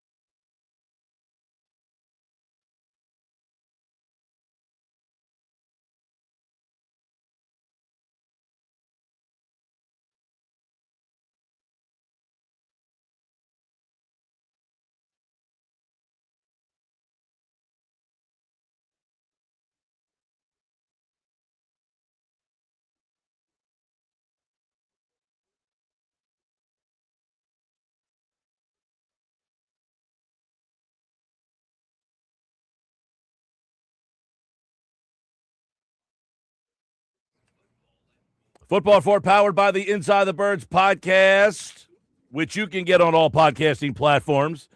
It's the start of our divisional previews, the AFC East. A lot of storylines. When we get to the divisional previews, you know we are kicking into high gear. The NFL is almost here. Andrew DiCecco is here, and the AFC East has a ton of storylines. We're going to get into them right now on the Sports Bash Live as we welcome back Andrew DiCecco for today's Football at 4. What's up, man? How are you? Hey, Mike, doing great. Good to be with you. As always, we've got the divisional previews, which means we're counting down to the start of training camp here. And we start with the AFC East this week. And I guess one of the big stories last season was the New England Patriots. Mike Vrabel, we know the off-the-field stuff. He's now year 2 at the helm, 14-3. They go to the Super Bowl. They get A.J. Brown. What do you think is the big kind of story for New England? Is it, hey, them winning the AFC East last year and repeating, or do you think all this off-the-field Vrabel stuff and A.J. Brown coming over there will dominate when they get to training camp? Well, inevitably, that's going to follow them, but eventually that should dissipate, and then it becomes all about football because the focus in September that's just when the dust settles, that's just comes to the forefront. And I think for the Patriots, when you look at how the season ended for them in the Super Bowl, it didn't go as expected. They fell on their face. I'm sure that Drake May, their young quarterback, is going to look for redemption this year. There's questions out there as to whether or not they are a team that's primed for regression. That's a little unfounded to me. I still think anytime you add a premier wide receiver to a team that's already pretty well-rounded, I think that puts you in a pretty good spot to do some damage. Now, Super Bowl, I'm not there yet. We have to wait and see what the product looks like on the field, but I do like some of their additions, and Drake May is a player that it's been fun to watch his ascent. Yeah, Drake May obviously went from, questioned draft choice of what he would be. Where do you look at him now? I mean, is he was in the MVP conversation last year. Yeah, I think he's going to almost pick up where he left off. When you add A.J. Brown, you add Romeo Doubs from the Green Bay Packers. Elijah Vera Tucker comes in at guard for them, adds a little bit more stability there to their offensive line. And they drafted Caleb Lomu in the first round. They have a lot of pieces, and you couple that then with the running game, which alleviates some of the pressure with Ramondre Stevenson, Travion Henderson. And I don't know. I think that's an offense that's going to be able to support a pretty high octane passing game. And that's really his bread and butter, throwing the football and pushing it down the field, taking some chances. And A.J. Brown, I believe, is going to be the immediate beneficiary of a byproduct of this offense. Yeah, you wonder how drastically does A.J. Brown, and then he's in Josh McDaniel, the passing concepts. How does it take May to another level? I believe it will. And I go back to what I was saying. Anytime you add a top flight wide receiver in A.J. Brown, you look at what Drake May did last season with a very underwhelming cast of wide receivers who were really, you had Diggs, but apart from that, they were really 2s and 3s. You've added a top 10 wide receiver. I don't do the rankings, but he's pretty damn elite in A.J. Brown, and he's going to be motivated. Drake May and that whole team is going to be motivated. There's a lot of noise right now around their organization that was self-inflicted, of course, but I just get the sense that they're going to look to prove something early and quiet some of that noise, and most notably A.J. Brown. Andrew DiCecco, we're looking at the New England Patriots. A lot of people look at them and say byproduct of the schedule much more difficult. What move kind of stands out? You said you like some of the moves. Obviously, A.J. Brown is at the top of that list. Lomu, who they drafted in the first round. What's a reason why we think this team is more than just the schedule they had last year? Well, I like another year of Milton Williams, who I thought had a really good season. They added Draymond Jones, Gabe Jackas in the second round. He's a pass rusher. They've added some more depth there.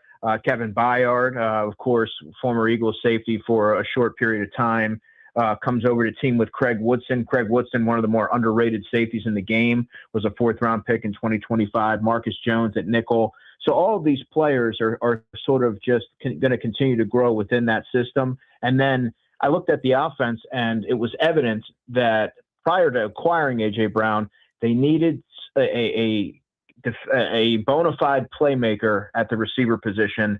They got that. Now, do I think that they're suddenly going to have another surge towards a deep postseason run? Well, that remains to be seen, but they are going to be a competitive football team. And I'm not one that subscribes to the notion that they're going to take a dramatic step back just because, the law of averages tells you that it's tough to repeat or replicate the success that you had. All right, let's go to the Buffalo Bills, who obviously had been running that division for a little while here. They made a coaching change. Joe Brady is now the head coach. New Jim Leonard's in there. He'll run the defense here. So you're getting a new look. Is this what Buffalo needed? Did they need this coaching change? I think so. Every once in a while, the messaging can get stale, but I don't fault him for he was part of the reason why they were never able to quite get over the hump, but not the sole reason. But it's a lot easier to swap out your head coach. But Mike, they've added some good pieces. DJ Moore at wide receiver in that trade, and that now complements what they have in Khalil Shakir. Maybe takes a little bit of pressure off of him because I thought he was a little miscast as being a predominant option. Keon Coleman, a second-round pick in 2024, is someone who still needs to prove himself. He's flashed a little bit. James Cook, a very dynamic player at running back. You have, of course, Josh Allen, who makes everything go, one of the most valuable players in the NFL. And they even added a former Eagle at fullback, and that would be one Ben Van Sumeren. Ben Van Sumeren, yes. It's a guy who had the injury here last year. You wonder what kind of impact he may have had he got an opportunity to really, that was kind of an underrated, that injury they had on opening night there. TJ Parker. That was horrible. Yeah, it was a horrible injury. And he would have had, to be clear, he would have had a role here in Philadelphia had it not been for the injury. And just a really athletic player, one of the best athletes when he was on the Eagles. And that was something that when you and I talked about this, Mike, not having him and Johnny Wilson, it doesn't necessarily show up in the box score, but two guys who do the dirty work. Absolutely. And they did not have a first-round pick last year. We were just talking TJ Parker, the edge rusher from Clemson. They went with a corner in the second round. They had 2 second-round picks. It was obvious they have a new defensive system, and they went and beefed up on the defensive side of the ball. You take a look at their defense. Sean McDermott was a defensive guy. Is that defense up to the task? It was a big problem for them. Yeah, really. They weren't able to pick up the tab. The offense was tasked with a lot, but you have players who I like who's returning in TJ Sanders. He was a second-round pick in 2025. Ed Oliver has been a mainstay on that defense. Greg Russo as a pass rusher, I don't think he gets enough love from a national perspective. Their linebacker situation is not bad with Dorian Williams and Terrell Bernard, 2 athletic second-level players. You have Bradley Chubb, who they, of course, acquired. He's a little bit longer in the tooth, but I still think he has something left. I'm sure Eagles fans would have been happy if he ended up coming to Philadelphia, but they get Jonathan Grenard. Christian Benford is a really good story of development as a 6th-round pick in 2022 at one cornerback spot. C.J. Gardner-Johnson is now with the Buffalo Bills if you're having trouble keeping up with where he is these days. And we'll see what happens there. I do like their safety tandem in Cole Bishop, who was a 2nd-round pick in 24, and Gardner Johnson. So they've added a lot of pieces there that I think will be interesting fits, and they needed to do something pretty drastic on defense to be able to balance out the roster a little bit. I thought it was really one-sided for a while there. No doubt. All right, let's go to Miami.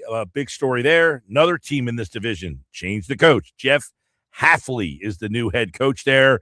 Kind of an unknown if you're wondering where did this guy come from. He was the Packers assistant. They promoted Bobby Slowick. He is now the offensive coordinator.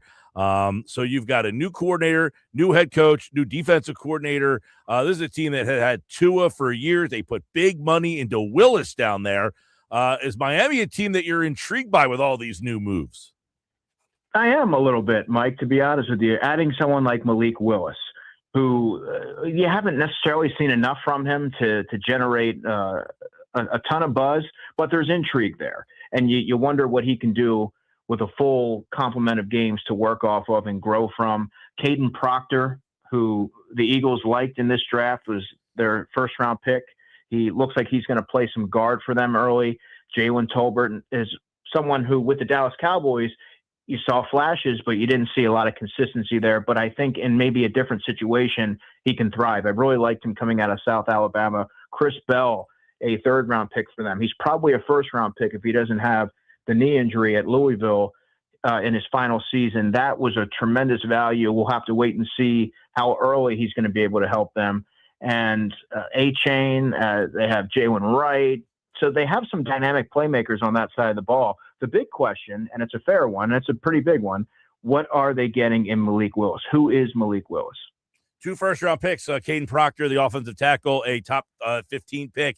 He went number 12. Chris Johnson, the corner on defense, and they get a big-time offensive tackle there. They do get a corner. And then in the second round, pretty high, Jacob Rodriguez, another guy. So it looks like they've got some young pieces there. But as we kind of talked about, they have so many changes. You're losing Tyreek Hill. He's gone. Tua, he's gone. There's just so much there. You wonder, is this a defense on that side of the ball that can kind of keep them in games until this offense kind of catches up? From the looks of it, it's shaping up to be a defense that I believe can do that. And it's funny, I went to a comedy show in April, and I was right around the draft, and the comedian Jim Florentine, he's a New Jersey guy. He's a big Dolphins fan. And I said, keep an eye on Chris Johnson, the cornerback.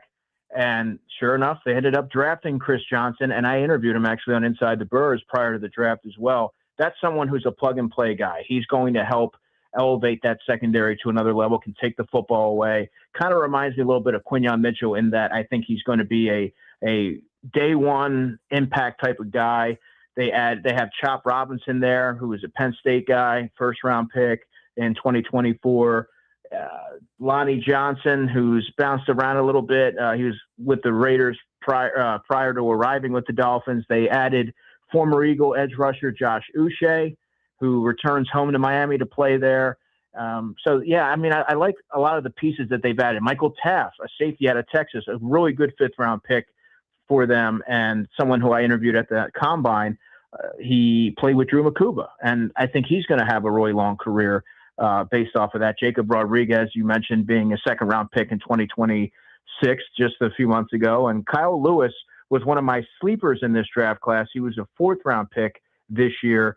There was a lot of questions. Is he a safety? Is he a linebacker? Because he's that hybrid type of player, kind of built like Davion Taylor. But I think he is sort of a jack-of-all-trades defender who can cover tight ends and running backs and really kind of be one of those unique fits there. All right, they are the Miami Dolphins, a very, new look team with the new quarterback, new head coach, new coordinators. And then there's the Jets, 3-14. Aaron Glenn is back, though. A lot of people thought he might be a one and done. They bring in Frank Reich is there, Brian Duker. They got a whole new staff there. But were you surprised that Aaron Glenn made it? Yeah, I was. But after a while, you can't keep turning over coaches like that. You're not allowing any sort of you're not inviting continuity. You're not letting them sort of establish their culture and try to get their vision aligned there. And it's just when I look at this roster and all their additions via the draft and free agency, it's hard to see a lot of optimism here with this team. I'm not a big Aaron Glenn guy, and I was a little surprised that they stuck with him, but they do have Garrett Wilson, who I like quite a bit. They did draft Omar Cooper Jr. in the first round. You and I talked quite a bit about him prior to the draft, Mike. Olu Fashanu from Penn State, strong left tackle. I like that. And, the question that I have is Geno Smith. I don't know that he is going to be the quarterback that's going to take him really anywhere. He reminds me more of a bridge guy, but then they drafted Cade Klubnik, in the fourth round. And I don't view him as necessarily a long-term option there either. So their quarterback situation is murky at best. And then you have, Breece Hall, who I think is going to be a driving force of that offense. But other than that, there's not a ton there from an offensive perspective that I'm very optimistic about. Well, you got some very interesting guys to talk about real here. David Bailey, number 2 pick in the draft, edge rusher, Texas Tech, probably, does he make an impact right away? A lot of people thought their defense should have been a lot better the last couple of years. They had good personnel and never really lived up to it. Can he help change the defense?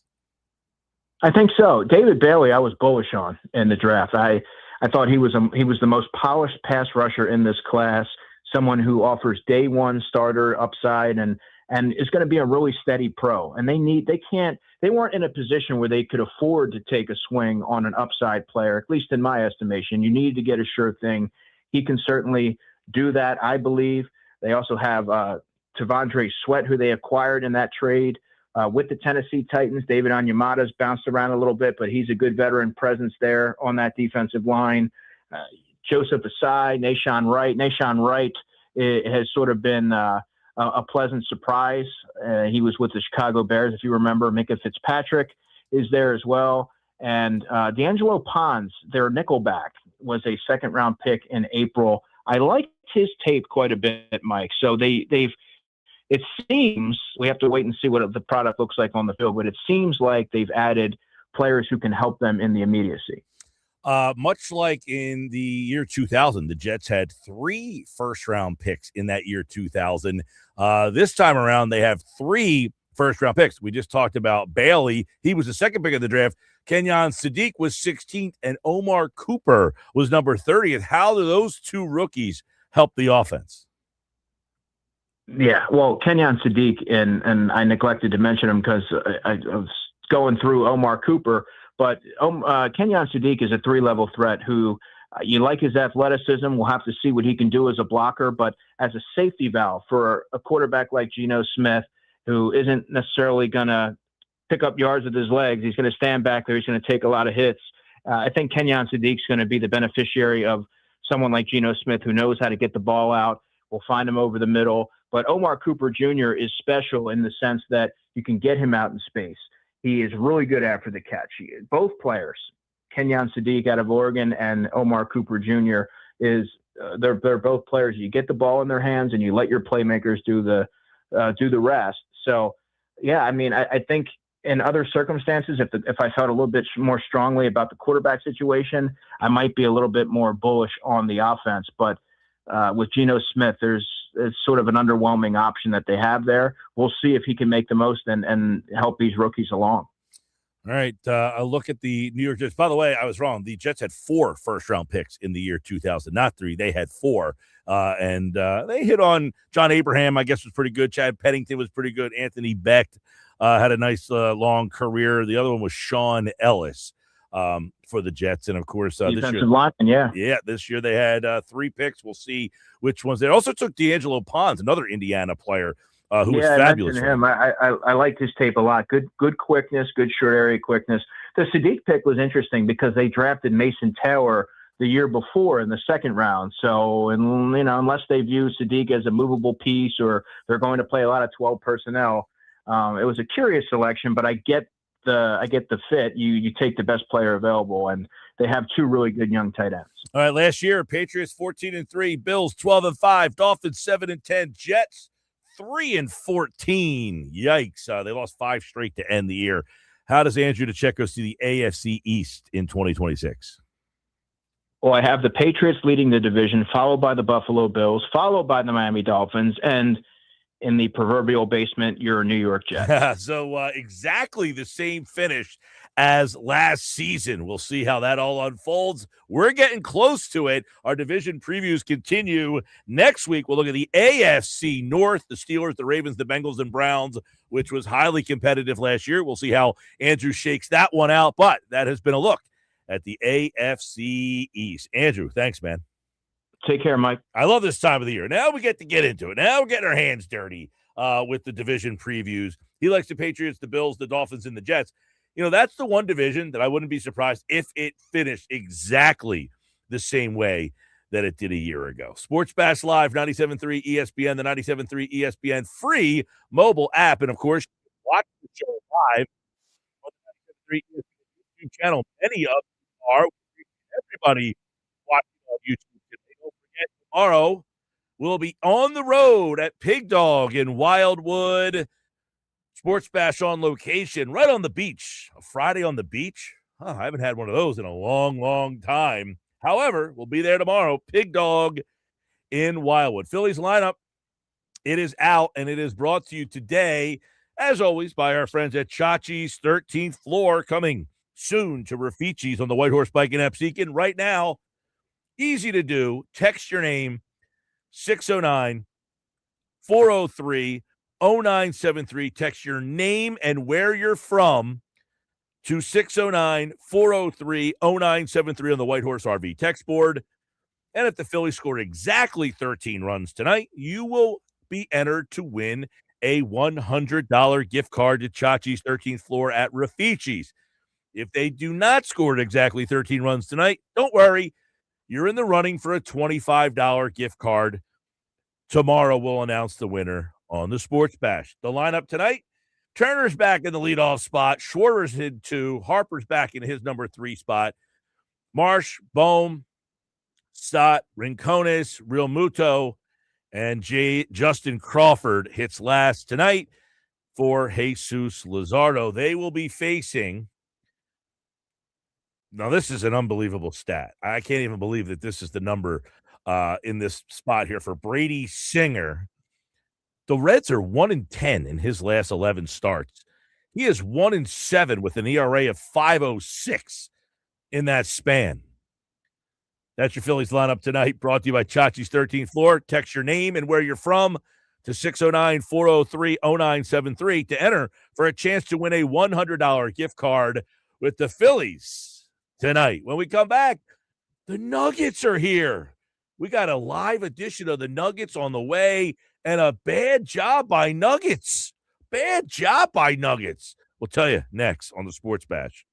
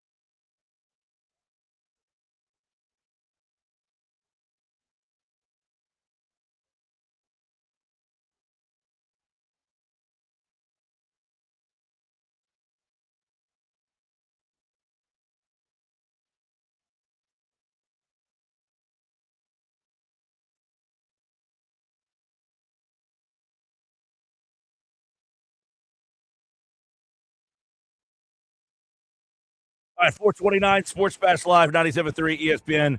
Our division previews underway. Thanks to Andrew. Start with the AFC East. It'll take us all the way up to the NFC East, which will kick off the season as we do each and every year right here on the Sports Bash. If you're watching on the YouTube channel, let us know where you're at. I see Glenn says he's watching in South Carolina. Checking us out down there. Appreciate you guys. Hey, Mike, it's Glenn. We're down at the University of South Carolina. We're currently listening to you. Great show. Appreciate it. Where are you watching? Where are you listening from? Hit us up on the text board, 609-403-0973. Time for the Nuggets. Nick Earnshaw's here. Now, you were over in Ocean City today. I was. Oh, sorry. I'm used to doing that. There we go. I was. Producing, doing all types of stuff over there. So you had the chief, Craig Berube, was over there signing autographs. Yeah, he was outside of Blitz's Market signing autographs. That's awesome. And you know what he said to Billy when Billy showed up? He said, "You look like a pumpkin," because Billy had a bright orange shirt on. Billy's one of my favorite dressers. Goes with the Argyle check sweater with the turtleneck underneath. It's a great look. Great look. Love it. Yeah, so he went straight orange polo. So for the Flyers. Yeah. Berube said, "You look like a pumpkin." Do you have the now Schwein would be the kind of guy who would go turtleneck that had the Flyers logo on the turtleneck. Yeah, I could see that going too. I think it was a little too hot for that today. That's true.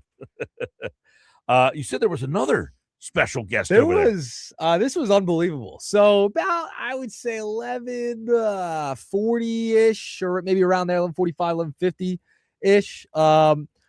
Big group of kids comes over, and behind them, it's a 2008 World Series MVP. That's unbelievable. Cole Hamill stopped by. His kids got some autographs from the Chief. And Chief said, he was like, "I want Cole Hamill's autograph." I bet you he does. It was an unbelievable. It was a great time. That's awesome. That is awesome. All right. Time for the Nuggets today. The Sports Bash Live, 97.3 ESPN. All right. What do we got on the docket today? All right. There's a couple of things going on here that have perked my ears up a little bit. So first and foremost, we're going to start with the Fightins and the Phillies. And this is really a non-baseball related story that came out today in the Philadelphia Inquirer. Very interesting. It has to do with sports gambling, sports betting. And Bryce Harper supposedly sent a video to a man named Terry Thompson, who was in the depths of gambling addiction. So like, just like a, "Hey, what's up, Terry? Happy Thanksgiving to you." Now, That's what the video said? Yes, it was a Happy Thanksgiving video, but there's more to the story that I think people are missing, because you know how things get misconstrued on social media. So Terry Thompson, he is actually in a lawsuit. He is suing FanDuel and DraftKings regarding the whole financial thing going on with his addiction to gambling. And Bryce Harper, who got involved in this because a host asked him for a video to send to this individual. And the video, where I think people are losing it, he's not affiliated with FanDuel. And this is where like it comes up, where sports figures and these sites, etc. The video came from the content creation company Cameo, where well-known figures will record a video if you ask them to say a certain thing to a friend, etc. My buddy just had one for his birthday from an individual, John Kirikow, former CIA guy or something like that. Yeah. So, John Kirikow is giving cameos? He is. Yes. Now you know that. Now the audience knows as well. So it came from Cameo, but it also had the watermark of FanDuel being on it. And this is raising questions as to where players fit in on this type of stuff and if they should be doing stuff like this. But I don't think Harper really knew, from what I'm reading, that this was like something along those lines and being affiliated with one of those companies. So he's getting some backlash over this? He's getting some backlash. Yep. Because he sent the cameo that wished this guy a happy Thanksgiving. The guy happens to have a gambling problem. Yeah, it was made. So it says that it was made underwater. It was made this video made for the underwater betting client. So it's blown up. But he doesn't know this. Harper. It doesn't seem like it, and there's not a lot. The Phillies declined to comment. MLB declined to comment. Harper declined to comment. So feels like they're. I feel like we're reaching here a little bit. Yeah, I was gonna say it feels like Harper is kind of got stuck in the middle of something that he didn't really know. That he was a part of. That's how I've taken the story in the Inquirer, and I get where it's a fine line with that type of stuff, especially with stuff going on in the NBA I right now. can understand if FanDuel themselves said, hey, can you record a message for one of our clients? Yeah. Now, he could still say yes and not know that the client has an issue. Yeah, and I think what's getting aggregated on social media is that Harper sent this to the guy directly, right, from FanDuel, etc. But if you read the Inky story and a story in the New York Post, they're saying it came from Cameo, and that they paid for this like separately. So it was a separate deal that a worker from FanDuel had gotten to send to this client for like as a VIP for spending so much money on betting.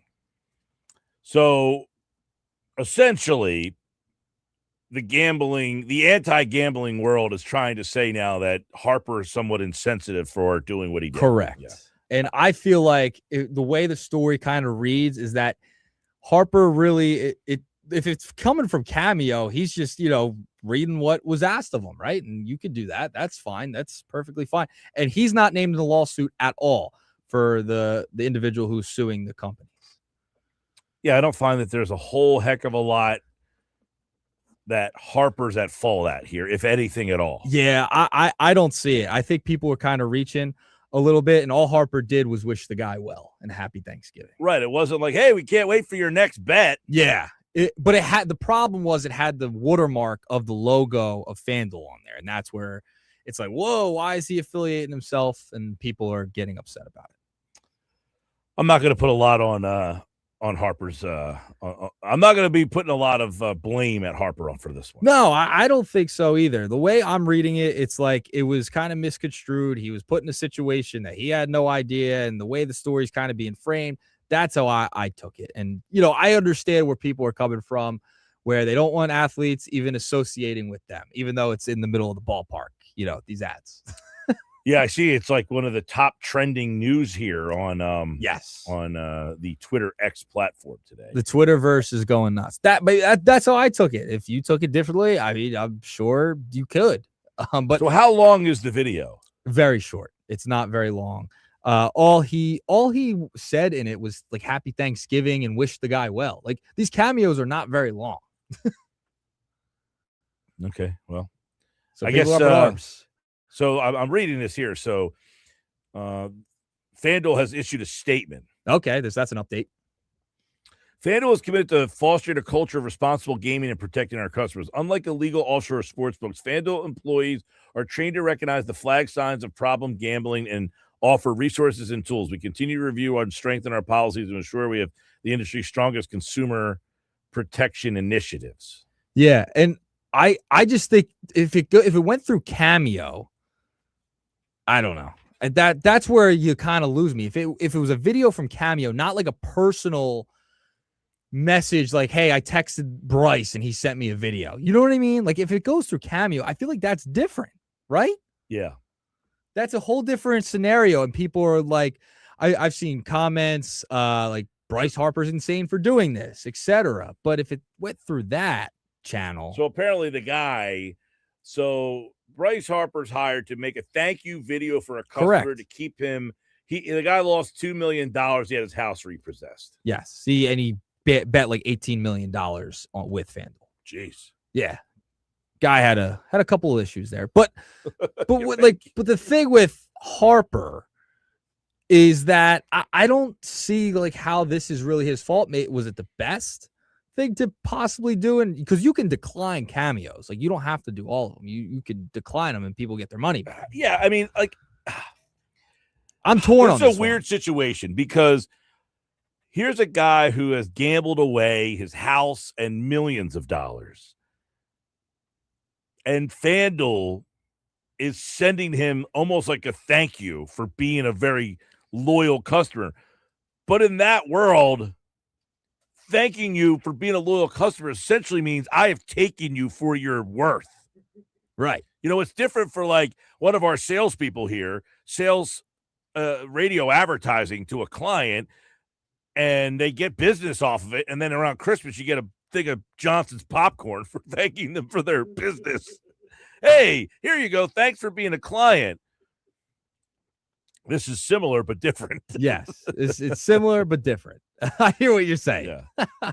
But there you go. Personally, the Johnson's popcorn's a nice touch, but I might want a little more than that if I'm this guy. It's the ethics of the whole thing is that where people Well, it's a weird situation. The business is following standard business procedure of thanking the guy for using their platform. Yes. Unfortunately, because he used their platform, he also lost millions and his house. Yeah. So it's a catch-22 in the situation. Yeah, it's not great. It's just not a great look overall to be just even involved in that whole thing. So he lost $1.5 million. Yeah, there you go. The guy. Yeah. How do you get to that point? I don't know. Not sure. Now, Mike Sealski tweeted from the Inquirer. He says, great reporting here. Bryce Harper has some explaining to do. Does he? Did Bryce Harper get a check from FanDuel? And even if he did he know what he was doing? Yeah. Oh, I'd have to read the article. Yeah, this one you got to read a couple times through to kind of like grasp it. It was the style of the video, like just wishing the guy well. I wish I heard the video. Like, what did he say? He literally just wished him a happy Thanksgiving. Are we sure though? Like, he didn't say happy Thanksgiving. Good luck in your next wager. I have the transcript. Hey Terry, what's up, brother? Your host Brittany from FanDuel wanted to make sure your Thanksgiving was extra special. Oh boy. He throws the FanDuel in there. I just wanted to hop on here. You didn't tell me that. I just wanted to hop on here and wish your family a wonderful Thanksgiving. It was redacted. It was a name of a minor. I said hello. I appreciate all the support through the years. Pulling at the strings. Yeah, you're getting close. Somebody did Harper dirty. Yeah, it's not great. No. This is one of those things where it feels like whoever got him to, if it's his PR person or whatever, made a little side deal here and says, I'll get Bryce to do it for you. Yeah. Not a great look. It's making its rounds through social. So there you go. All right. You know what? My girlfriend just texted me. I'm cracking up over here. She's all FIFA'd up. She's ready for the World Cup. She says, I wanted to take a nap, but this damn FIFA game is on. She can't get enough of it. She's become a big soccer fan, apparently. I forgot the game was on. Summer League. There you go. I'm a big Summer League guy, Yeah. What Summer game's League. on today? Would you rather watch Summer League or the FIFA World Cup, Mike? On FIFA. Oh, the Sixers play tonight. Yeah, I know. Would you rather watch? Probably watch first half. I mean, I'd probably watch the basketball game first and then flip over to the soccer. That was my point the other day on Nuggets. That was my point. What's that? Right now since the U.S. is out, I'm probably gonna switch around. I'll probably watch the final, but I'm not as 40 minutes into this game. We got 0-0. 0-0. No scoring. Nothing. Nada. All right. I was cracking up. She says I can't sleep now. She's making stuff for her. Lee Steinberg was actually quoted in that Inquirer article, by the way, about what Harper did. Yeah. What did he say? He said he called the Harper video bad for sports. Well, that's the whole thing, is that you're this intersection of sports and gambling, you're trying to keep them separate. Yep. I really don't know. Outside of him, like if he would have came out and said, hey, Terry, can't wait to see what your next pick is. That would have been bad. Yeah. That would have been really bad. Like, I think what he said was innocent enough. Like, I'm wishing you a happy Thanksgiving. Yeah. Now, I don't like the fact that he added, your guy from FanDuel. Guy worked there. He could have kept that out of it. Yeah, probably could have kept that out of it. Maybe, I don't know. I don't know. Because then it's like, well, how did you randomly pick me? This is what happens when everything kind of gets intertwined, So there you go. All right. Moving along. Let's go to nugget number 2. And Shams Charania with a report that affects the East and I guess would affect the 76ers as well tweeted out earlier today a developing story. Quote, the Los Angeles Clippers, Toronto Raptors trade centered on Kawhi Leonard will not be complete until the NBA investigation into the Clippers is over. So the NBA has been investigating the Clippers and Kawhi Leonard's contract and things going on regarding that. And the Raptors, or excuse me, the Clippers put out a statement saying, for the past 10 months, our organization has fully cooperated with an NBA investigation, participating in dozens of interviews, providing tens of thousands of documents, and facilitating access to our staff. While the process has been challenging, we've remained committed to transparency. On June 30th, we reached an agreement in principle to trade Kawhi Leonard to the Toronto Raptors. We've since been informed that the trade can only be finalized if the Raptors ownership group assumes the risk of penalties related to Kawhi's contract that could theoretically result from the ongoing investigation. The investigation is ongoing, and we expect the trade to be finalized following its conclusion. They went on to say, we remain confident that when the facts are evaluated fairly and thoroughly, the NBA will confirm exactly what we have said from the beginning. We have not done what we are accused of doing. All right, so I did watch the Pablo Torre finds out about this. Yes. Did you? I did. Okay. This feels to me that the NBA got exactly what it wanted. A trade of Kawhi out of there so that they don't have to go through with this. Yep. And now they can put the kibosh for now on this trade to make it act like they're deeply looking into something that they don't really want to look deeply into. So this almost feels like the NBA said to the Clippers, listen, get rid of him, and this will go away. Yep. And Joe Sandberg and Aspiration are the two names and company at the middle of the whole entire Kawhi Leonard. They're accused, the whole story was that they funneled money into Kawhi's contract, essentially. For appearances he never made. And this way, because of the salary cap, they circumvent the salary cap that he makes money on the side that doesn't go against the cap. Go against the cap. Yes. Yeah, it's a total no-no. Yeah, big no-no. And that Kawhi was the NBA. Basically, like so this plays Aspiration. So from my understanding, it was like you plant trees or something to this effect, and yada, yada, yada. He would make these appearances, and he never did. Yep. And they said like he was getting whatever. He would get $2 million in appearances that he never actually showed up for. Yep. So the trade is now on hold. It has not gone through. So Kawhi Leonard technically is not a Raptor yet. Yes. I think the NBA essentially stepped in and said, get rid of him. We'll act like we're doing something here, and then say we can't find anything. But the penalty will be you have to trade him and get him out of here. Yeah, that's essentially where it's at right now, where everything stands at the moment. I think that's more egregious than Harper. Yeah. Whew. I have another negative nugget for you today. I have 3 negative nuggets today, by the way. It's that type of news day, It's a Spurs announcer? Yeah, it is a Spurs announcer. Jacob Tovey is out as a Spurs broadcaster after his girlfriend of 6 years accused him of cheating on her with Lindy Waters III's sister, according to Front Office Sports. Lindy Waters III is a member of the San Antonio Spurs, and he doesn't play a ton. He's one of their final guys on the roster, but he's accused of having a relationship with his sister and cheating on his girlfriend of 6 years, who was tweeting out like this type of stuff.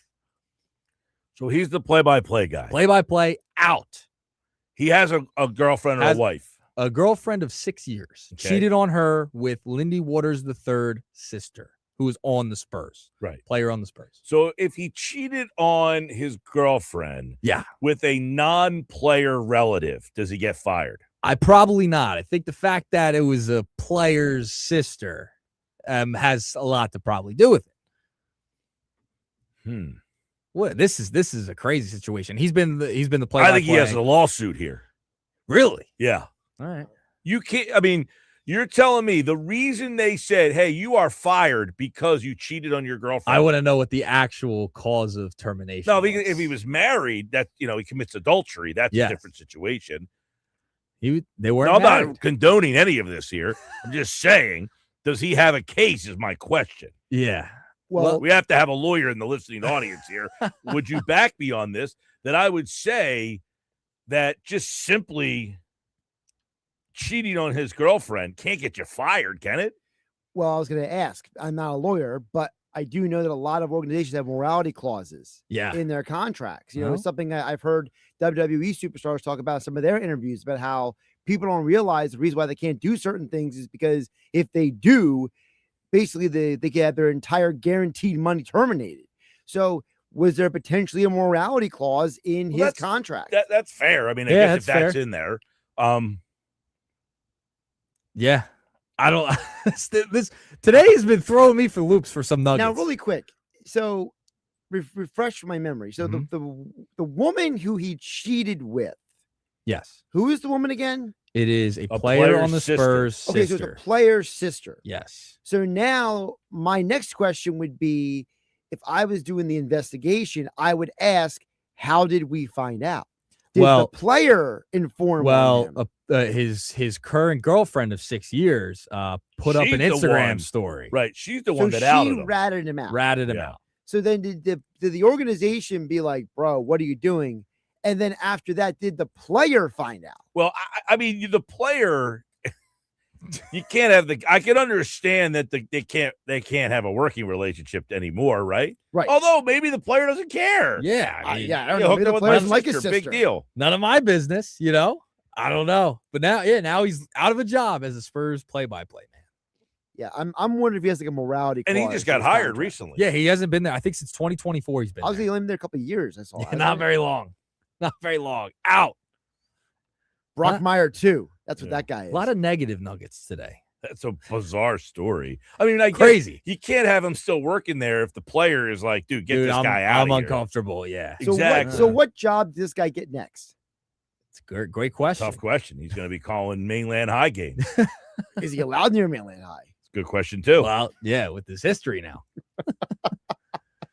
I mean, I think the morality clause might be the best bet here. I think you might be right about that, Josh. the girlfriend posted it, right? The girlfriend posted it On his account. On his account. Oh, She got into his account and So posted she it, grabbed his, and then it got his- deleted. Mm. Little drama going right there.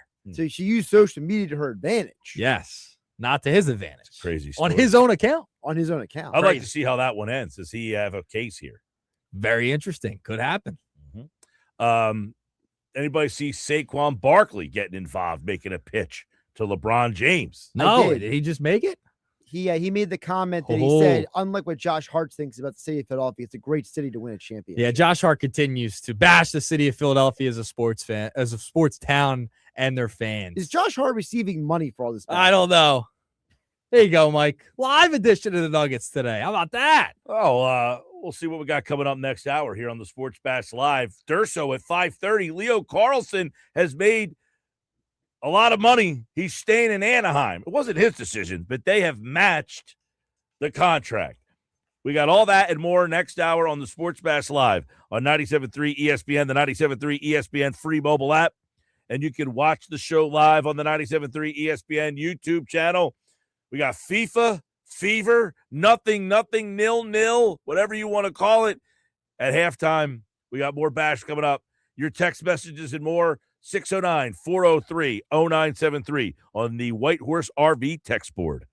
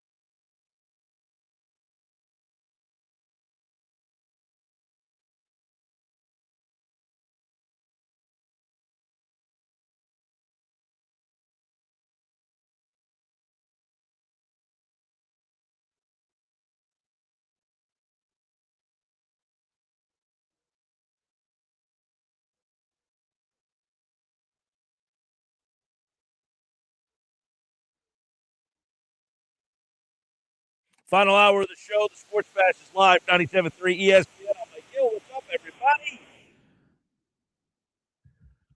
So we got Phil's tonight. We got Luzardo on the mound against Singer, who's 1-11 in his last. The team is 1-11 or 1-10 in his last 11 starts. ERA over 5. Certainly need a win tonight for the Phils. Their bullpen issues certainly a problem. Something we discussed during Phillies Fastball today. We had Evan Cohen on earlier today. We asked him about LeBron. They talked about it on Sportsmanlike this morning, and whether or not LeBron James. Yesterday we played the decision. It happened on July the 8th, 2010. And in the decision, LeBron James said he chose Miami because it gave him the best chance to win. Is that the same mindset he has this time around? This is maybe his last go around. Who knows? I mean, Evan Cohen said it. That doesn't mean necessarily that he is done playing after this season. LeBron could probably play until he's 45, 40. Who knows the kind of condition that he is in right now. But Bob Myers was on a podcast. Now, Nuggets, you said you watched the whole Netflix podcast? I watched like a majority of it. I fell asleep to it last night. So it's about an hour and a half. Yeah. Gotcha. I'm going to have to try to watch this thing. Now, we have a couple of the key moments from that Netflix thing. So what do we got here, Josh?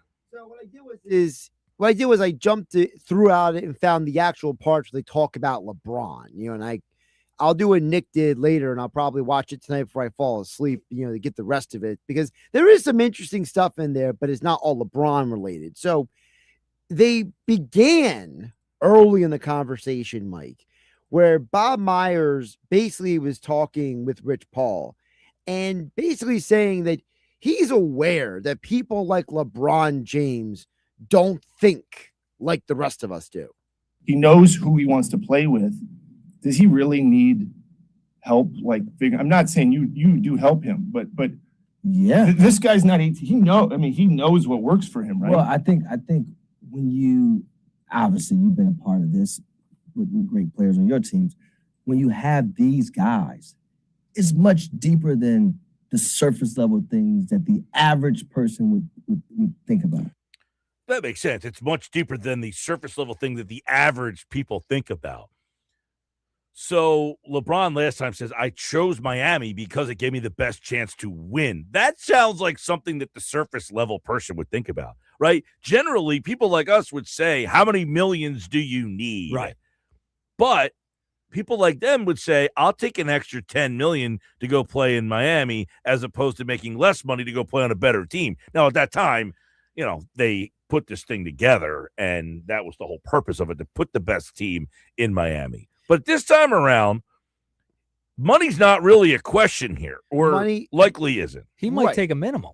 Well, it's something that Rich Paul has talked about on previous pods, and the other reports talked about how LeBron's looking somewhere where he's going to be happy and comfortable. It's less about money or winning, which I don't know how you guys feel, but you might have talked about how much you hated him going to the Lakers and his decision-making with that.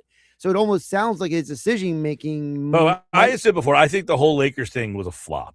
And Derek Fisher was on a show today, and he actually agreed. He said that a lot of Lakers fans think that the whole LeBron tenure out there was not what it could have been. I mean, let's be real. They really didn't get a title. They won the bubble title. You had 4 months off. That's a bad take. I'm just saying. They didn't really get a title. We're too easy to forget how stressful that time was.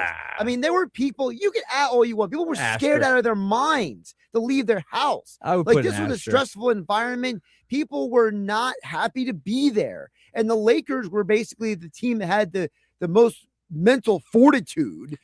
There's two schools of thought on this. There are some people that think the bubble championship is this flimsy whatever. Then there are other people that think that it was like the realest form of basketball because there was no home court advantage. There was nobody there. And it was basically you against me in a basketball setting, That's not with me. crowds that guy. yelling at you. I think and that's all part that of it, stuff. though. I think you should have the crowds. I think that plays an element and a factor. Going on the road, But it playing at doesn't home, diminish the championship. 4 months off, they get to play at a hotel. But they didn't take 4 months off because they were being I lazy know, or but they were load off. managing. But they were off. I'm just saying, everyone had a chance to get healthy. That's it. He won the championship in LA. They had been a pretty bad team leading up to that point, whether you like his championship or not. My point with this has always been, okay, when LeBron went to LA,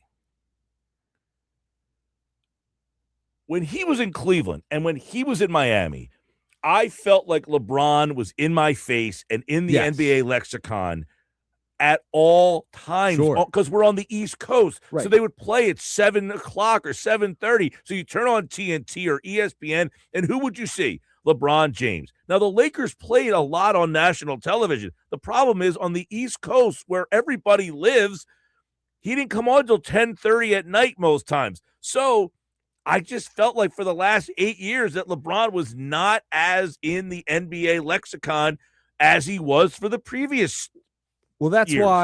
why I mean, if you take out the bubble championship, I mean, what they didn't really accomplish much there. I mean, it was not a successful stint in Los Angeles. Well, it was It was successful because he got to play with his son, though. That was the successful part from his perspective. But that goes back to who values what. Like, Mike, you asked the question to Evan Cohen earlier in the show about, is LeBron maybe looking to be winning, but maybe not how we think of winning, right? Which brings us to the other point that Rich Paul brought up on the podcast yesterday, which was he said that what they're doing with LeBron this year is very similar to what they did in 2014. The process has always been the same thing. In 2014, there was 4 meetings.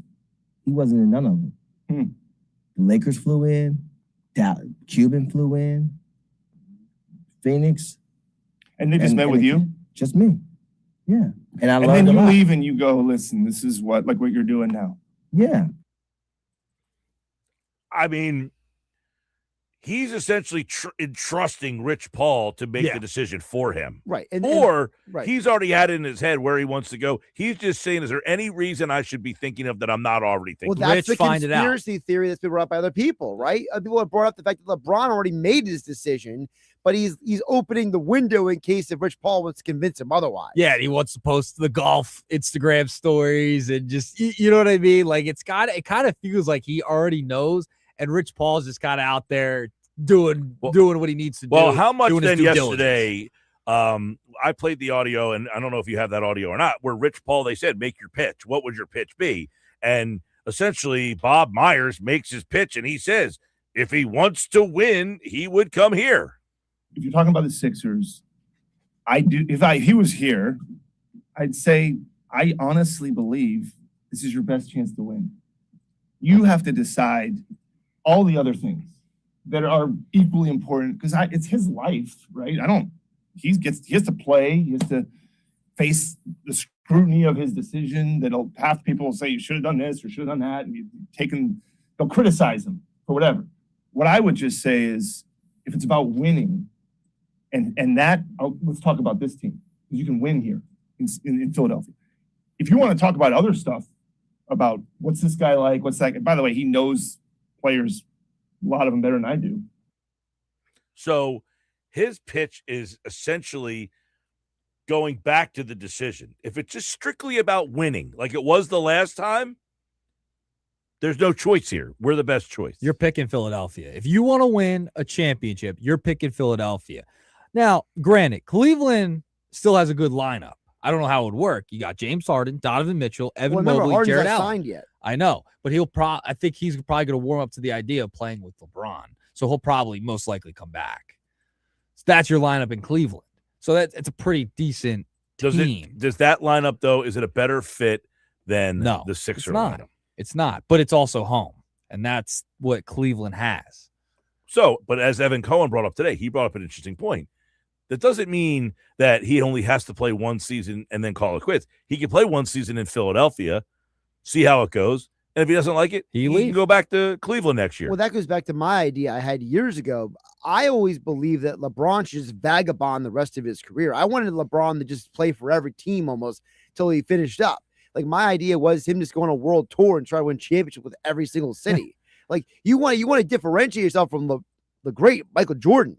You want to differentiate yourself from Bird and Magic. You got to go all in. You got to go crazy with it. Well, he's already won in 3 different spots. If he comes to Philadelphia, he could essentially say, I went and played for 4 teams, and I won a championship in 4 all different 4 cities. places. 4 cities. So that's where it's weird. Does he yearn to win another title, or does he just want comfortability in his last year? I have to imagine someone as competitive as someone like LeBron is still wanting to play because he wants to win another title. Also, remember, he's got the documentary following him around. How's the story going to change, right? Does he want the story of going home to Cleveland? We know LeBron's all into that, about his image, etc. Yeah. Or does he want that, like Bob Myers clip, to be played in that documentary and him end up in Philadelphia? Well, how old is LeBron's? He's got Bronny. Bronny, yeah. Bryce, I think he's like 16. Because that would be one Bryce question. was graduating high school this Does he year. want 17? his kid to like graduate from the high school that he went to, or something to that effect, or will his family still reside in Los Angeles? Because everybody always acts like, well, why would you want to live in Philly? He doesn't have to live in Philly. Bryce now. is 19. He's 19. Okay, he's a little older. He's actually a redshirt freshman playing shooting guard for the Wildcats in Arizona this year. Okay. So he It's doesn't have upcoming year. any kids in high school anymore. He has a daughter. Yes. Okay, how old is she? I have to look that up, but I know his wife loves LA. Well, that's what I'm saying. It doesn't mean that everyone's like, well, why would he want to live in Philly? You don't have to live in Philly. Right. No. He might live there for the season, have a little crash pad or something, but he doesn't have to, quote unquote, bring his whole family and live there. He also could. His daughter's 11 right now. She'll turn 12 later. Okay, this so year. that's a factor. Golden State also in play, playing with Steph closer to LA where everybody's at, family wise, etc. So that's why Golden State would be still, I would think, in play with Steph. Yeah, because he could essentially play a game, Yeah. Get on a plane. and Right go there. home and be like, hey, I'll see you in a couple days or Yeah. whatever. Yep. Yeah, I mean, that's easy to do. Now, Yeah, you quite get Roger frankly- Clemens this thing. Well, that's what Bill Simmons had said on his podcast. Did We he? talked about it earlier with Evan Cohen. I listened to the podcast where he said, what if he just sat out until like Christmas and watched the season kind of unfold and then made his decision? That would be nuts. So that he wouldn't have to play the first like October, November, December, and then he gets a chance to see everybody and say, hey, that's then Sixer he's- team. Well, to quote Max Kellerman from the podcast, then he's going to really bachelor this thing up. Yeah, exactly. He's in a situation where I can rest my body. I He don't can have to golf. play the full 82 and, yes, play golf or do whatever he wants to do. Now, the problem is, does he really think that sitting out and not doing training camp and doing all the things maximizes the team's chances to win a title? I will say that's a little different for him because he's probably training harder than most guys do in an off season. Yeah. And his basketball IQ is so high, he probably could say, I could walk into any team and Doesn't fit." matter. It's possible. I'm not saying he's right, but I'm thinking that's maybe I don't he's think that thinking. I don't think that would happen, but it is pretty funny. I think it was ESPN Cleveland put out another picture that him and Draymond were golfing together. Yes, in Puerto Rico. correct. Now, Well, listen, as Windhorse, I think it was pointed out, Maxi's the key here. yes. Yeah, So so- every team probably has a guy that is their key. Maxey is the key for the Sixers. Maybe Draymond's the key, or Curry, or who knows? Maybe Steve Yep. Kerr was the coach of the Olympic team. But every team, you could say the same thing. Oh, he's golfing with so-and-so. Okay, well, if he was in Philly, he could have been playing with Maxey, or maybe they were hanging out. Who knows? But Maxey is the key here. Yeah, so this was Windhorse this morning on Get Up. I don't necessarily know if it is the most attractive because you're making a basketball case, and what LeBron has said is it's a happiness case. Can he be happy living in Philly? But I will say a big factor here is Tyrese Maxey. I know that so much of the focus is on Jaylen Brown because that's how Philly got into this conversation. They traded for Jaylen Brown last week. But the reason I think he's seriously looking at Philadelphia is because of Tyrese Maxey, and that connection is with Clutch Sports. The Clutch Sports, and I'm sure there's other players. Cleveland players, Miami players, Golden State players who are also clutch sports. But it's Maxey the highest profile of all of them. And he's right in the prime of his career. I mean, that's a big factor in this whole thing, too. And remember, originally on that one podcast, it was the episode before the Bob Myers one, Rich Paul on the whiteboard, he said, we don't need to talk about Maxey. He loves Maxey. So, like, that's already a set in stone as, yes, this would be a reason to come here because Tyrese Maxey's I thought here. part of one of the bites that I had heard was it was towards the end, I guess. I don't remember, but I didn't watch the whole thing. So it could have been any sequence, I guess. But at the end of it, he's saying, like, Rich Paul and Myers are basically talking, and he's like, well, we're friends. Like, yeah, you're my friend. Oh, yeah. So it's one point in the conversation, and they go in this whole thing about how apparently, like, Rich Paul and Bob Myers have been friends for a very long time, and that Rich Paul has been calling Bob Myers for advice for many, many years. And multiple times on the podcast, at least parts that I saw, that they mentioned about, like, they have a personal relationship. Yeah. And, you know, basically Bob Myers is like, I'm not on this podcast if we're not friends. Exactly. Right. So if Rich Paul is the one that is basically taking the pitches, does he say, listen, I talked to everybody. Bob Myers is the one, man. He's the guy you got to trust in this situation. He's not going to do you dirty. He's a great guy. He's won championships. If you're going by front offices to say, look, this thing's not going to go awry, you don't have to worry about any messiness in season. They are the place you want to go. Well, you could also throw in there that it's not just Bob Myers. Mike Gansey was with LeBron in Cleveland when they won the championship, when they went to multiple championship runs. And don't forget, Rich Paul also brought up the fact that Jameer Nelson is a part of the crew in the front office of the Philadelphia 76ers, and they like that he's a former player in that mix. When also the Jameer Nelson thing was something that I have Scoop B on my show a couple of weeks ago. He brought up, he said that Mike Gansey, it was a signal to the rest of the league that Mike Gansey wanting Jameer Nelson was a signal to the rest of the league how serious he was about taking this job. I don't know the other team's ins and outs as well. I think the one thing that Evan Cohen said earlier is the front office there is the same as when he was there the last time. Mickey Harrison, the owner. Oh, Miami. His son as the owner in waiting. Obviously. Yeah, the owner, the GM, the basketball operator. Yeah, obviously Pat Riley was there the last time that he was there as well. And the coach is the same. Eric Spoelstra. Everything's the same. But is that team the best option? Yeah. Not a lot of shooting there. Bam, Giannis, I feel like LeBron. Is it just me, or is of all the teams that have been mentioned, doesn't Miami feel like a team that's the least like roster of all the teams? Yes. Very top heavy of a roster now.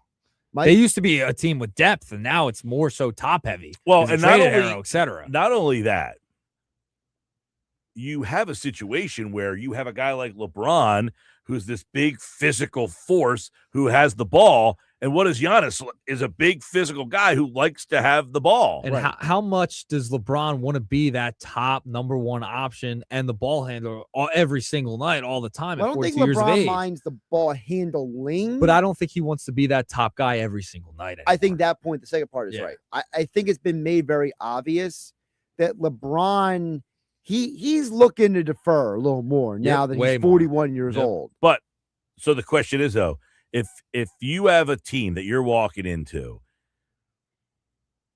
Giannis is the ball dominant player, and that's what he wants to do. Sure. That's where he accepts, because he's not a great shooter. Correct. On the Sixers, he can be ball dominant some nights, and then other nights it's like, hey, Jaylen Brown, you be the guy on the ball. And then Maxey, you be the guy. Like, he can do what you're saying. Like, he doesn't have to be the guy every single night, but he can be in the biggest moment. You know, like, I feel like there's more versatility with the Sixers lineup than the Miami lineup. The Cleveland lineup, him and James Harden, ball dominant, dribble. Is he going to be sitting on the wing just waiting for a pass from LeBron? I don't see that happening. I mean, the thing with Harden is, do you guys feel like Harden is maybe getting to the point in his career where he realizes he can't do it his way anymore? Or do you think he's still dead set? Nope. All right, probably not. Moving on. I don't think I think he still wants to be the ball dominant guy. I mean, that's why it wasn't in Philadelphia anymore either. Part of the reason is he wasn't that ball dominant guy. he did it, and Doc Rivers was on the Bill Simmons podcast and talked about this. He said he dedicated to doing it for most of the season, and then he got away from it. Yep. He didn't like it. He didn't like it. He didn't like it. But the Windhorse said he's not sure if the Sixers have the best pitch. I disagree with that. I think if it comes down to talent, they have the best talent. I think if it comes down to, and we talked about this the other day, I think if it comes down to legacy and story, winning one here trumps the other places. He's already won one in Miami. As Evan Cohen said, that's not a story. He's already won one in Cleveland. That's not really a story. Golden State's won multiple ones without you. Now, getting them back on the map, maybe. Story-ish. Nice story. But to me, and he said this, Rich Paul, that if the Knicks hadn't won, that's where he would go. So that's in the back of his mind of, I wanted to be the guy that got the Knicks a championship. So what's the next one in line? There's only really one. And it can't be the Timberwolves. I'll tell you that. It can't be the Timberwolves. You and Gil need to stop hating on the Timberwolves. You both just act like the Timberwolves are like in the back. Well, I'll say it's Minnesota. No, Philadelphia, Minnesota, story. Which is so I asked Mike Gill this question the other day, and I'll ask you, Nick. Which is more of an accomplishment? Winning a championship with the Sixers or winning a championship with the Timberwolves? No, it's Sixers. Sixers. Yeah. No doubt about it. But the Timberwolves have no history. I know. Exactly. They've never won anything. But that's the thing. The Sixers are a historical franchise. I didn't ask if they're a historical franchise. I said, The story's which is the better. bigger accomplishment? The answer we gave you, the Sixers. So you really think that winning a championship with an organization that has already won a championship is more of an accomplishment than winning a championship with a team that's not never in won anything? over 40 years. When the time keeps on going like that for like an organization, like the Red Sox not winning one for years and years and years, there's more pressure there. And then therefore the win is bigger than the Cleveland Indians at the time not winning whatever. Because Cleveland, even though they have not won, the Red Sox had won. It just had been such a longer period of time, and they have more cachet than Minnesota. They're does. a more storied franchise. I think that has to play a factor into the whole thing. That the Sixers are a more storied franchise than the Timberwolves. It'd be like the Red Sox versus the Rays, right? Like if you went to the Rays, it's great. I mean, but the Rays would be a similar because Red Minnesota's Sox. kind of an expansion team. They're new, and therefore that's why they don't have the history. Correct. And that's why I would say it's even and taking like all being heat and local out of it. It's still the Sixers because it has that Knicks factor of the storied franchise that hasn't won forever. So before we wrap this up, if I could ask each of you this question then. So do you guys feel like that if LeBron doesn't come to Philadelphia, are you guys going to be like criticizing him or ripping him for that? Not necessarily. Because I still think he's going to Cleveland. I think Cleveland is where he's going to end up. I just think the Sixers are the best chance to win. This isn't like him choosing Miami that time and putting together a hand pick. And we're getting greedy here, by the way, a little bit. We just got Jaylen Brown, and we're all saying, well, if we don't get LeBron, it's over. But the Jaylen Brown, I think Evan Cohen brought up another interesting point. The Jaylen Brown move, and then basically Bob Myers, his point was that Bob Myers and then getting Gansey and everything they have done, getting Morey out of there, the shift in the feel of this organization has all of a sudden gone from chaotic to you got your bleep together. Right. Yes. And that possibly Rich Paul is saying to his client, this team got their bleep together. They have the best roster. They haven't won a championship. Go finish the story there. Yep. Cody Rhodes. Nice. There you go.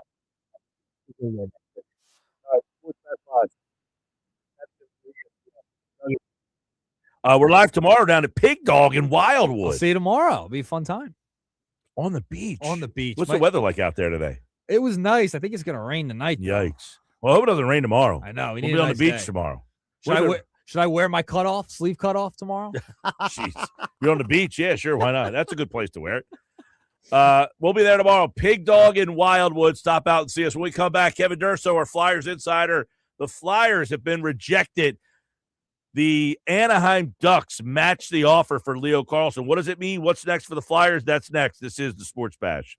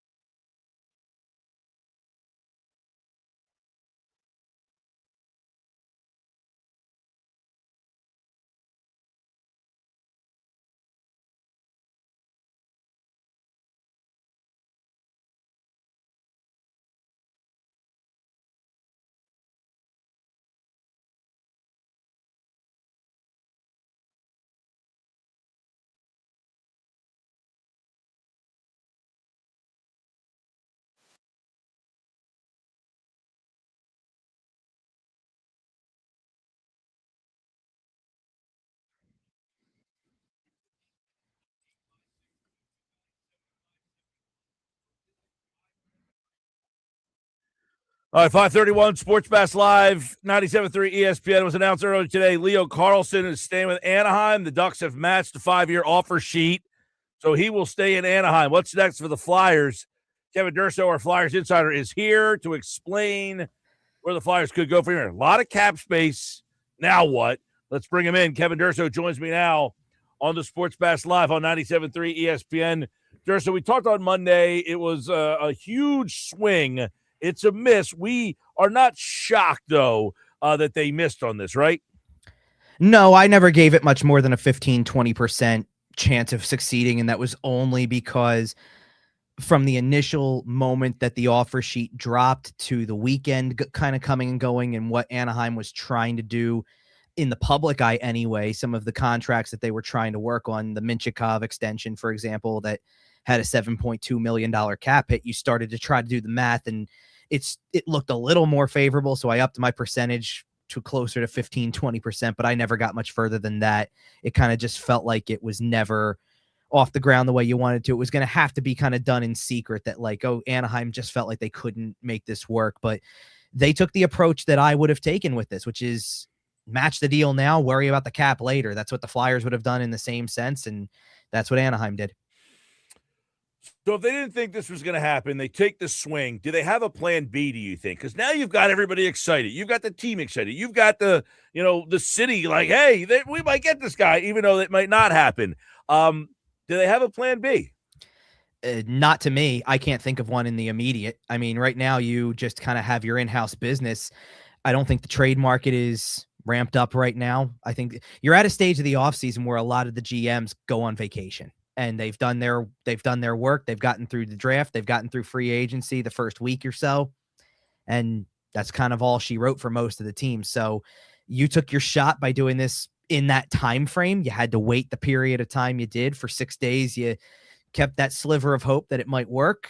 And I don't foresee them doing another offer sheet. There's nobody on the free agent market that comes close to this, so they wouldn't even bother with it. And I guess you could explore the trade, but to me, the shock value, if they were to pull off a trade anywhere close to this magnitude, would be equal or greater, because it just doesn't feel like it's there at the moment. So we've heard so much about patience, and we might take a step back and all that stuff. This offer sheet felt like they basically were like, oh, just kidding. So now what? Are they still being patient? Yeah, I think so, because first of all, you got to take the 30 million or close to 30 million in cap space with a grain of salt, because you haven't completed deals with Trevor Zegras or Jamie Drysdale yet. I would venture to say that half of that cap space right now is going to those two. You don't have much to do beyond that. Nikita Grabenkin and Hunter McDonald are your RFAs for this year. They'll be paid minimally compared to those other players. So you'll have, I would say, probably close to $10 to $12 million in cap space when the season starts, if not slightly more. And that's okay for them right now, because you just don't have to force anything unless you have some sort of plan B that you can come up with to try to go crazy with it. But then you have to start thinking about the future with it and where you go from there. They've taken care of part of this by taking care of in-house business. This is why they got ahead of Tyson Forrester. It's why they're going to probably let some things play out with Michkov through the season, but he's their only RFA next off season. So you got to assume they're going to try to take care of business quickly with him to avoid anybody doing the same thing to them with an offer sheet. And Porter Martone is eligible for an extension starting next offseason, and I wouldn't be shocked if they get that done. So I think they're going to hold some of that space for that and then reevaluate the options next offseason, because right now the options are very few. ESPN.com says the winner in this is Daniel Briere. A Flyer fan might be listening and say, how is he the winner? Would you concur? I don't know that he's a winner. I don't think he's a complete loser in this either. He took his shot. I think that's commendable. And there's an emphasis on, at least you've kind of announced your presence both as a general manager and as an organization. We're willing to stir the pot here. We're willing to go to places that other teams didn't think anybody would go to. The $18 million AAV, or trying to offer sheet a top 3 pick from a few drafts ago. Like, it's definitely uncharted territory, but it doesn't, it's kind of the message of the whole offseason, and it's why the step back thing kind of stands out. You had a very noisy offseason. You were involved in a lot of different things. The Carlsson offer sheet. You were in the mix for John Carlson in free agency. It was reported you looked like you were signing Claude Giroux last weekend.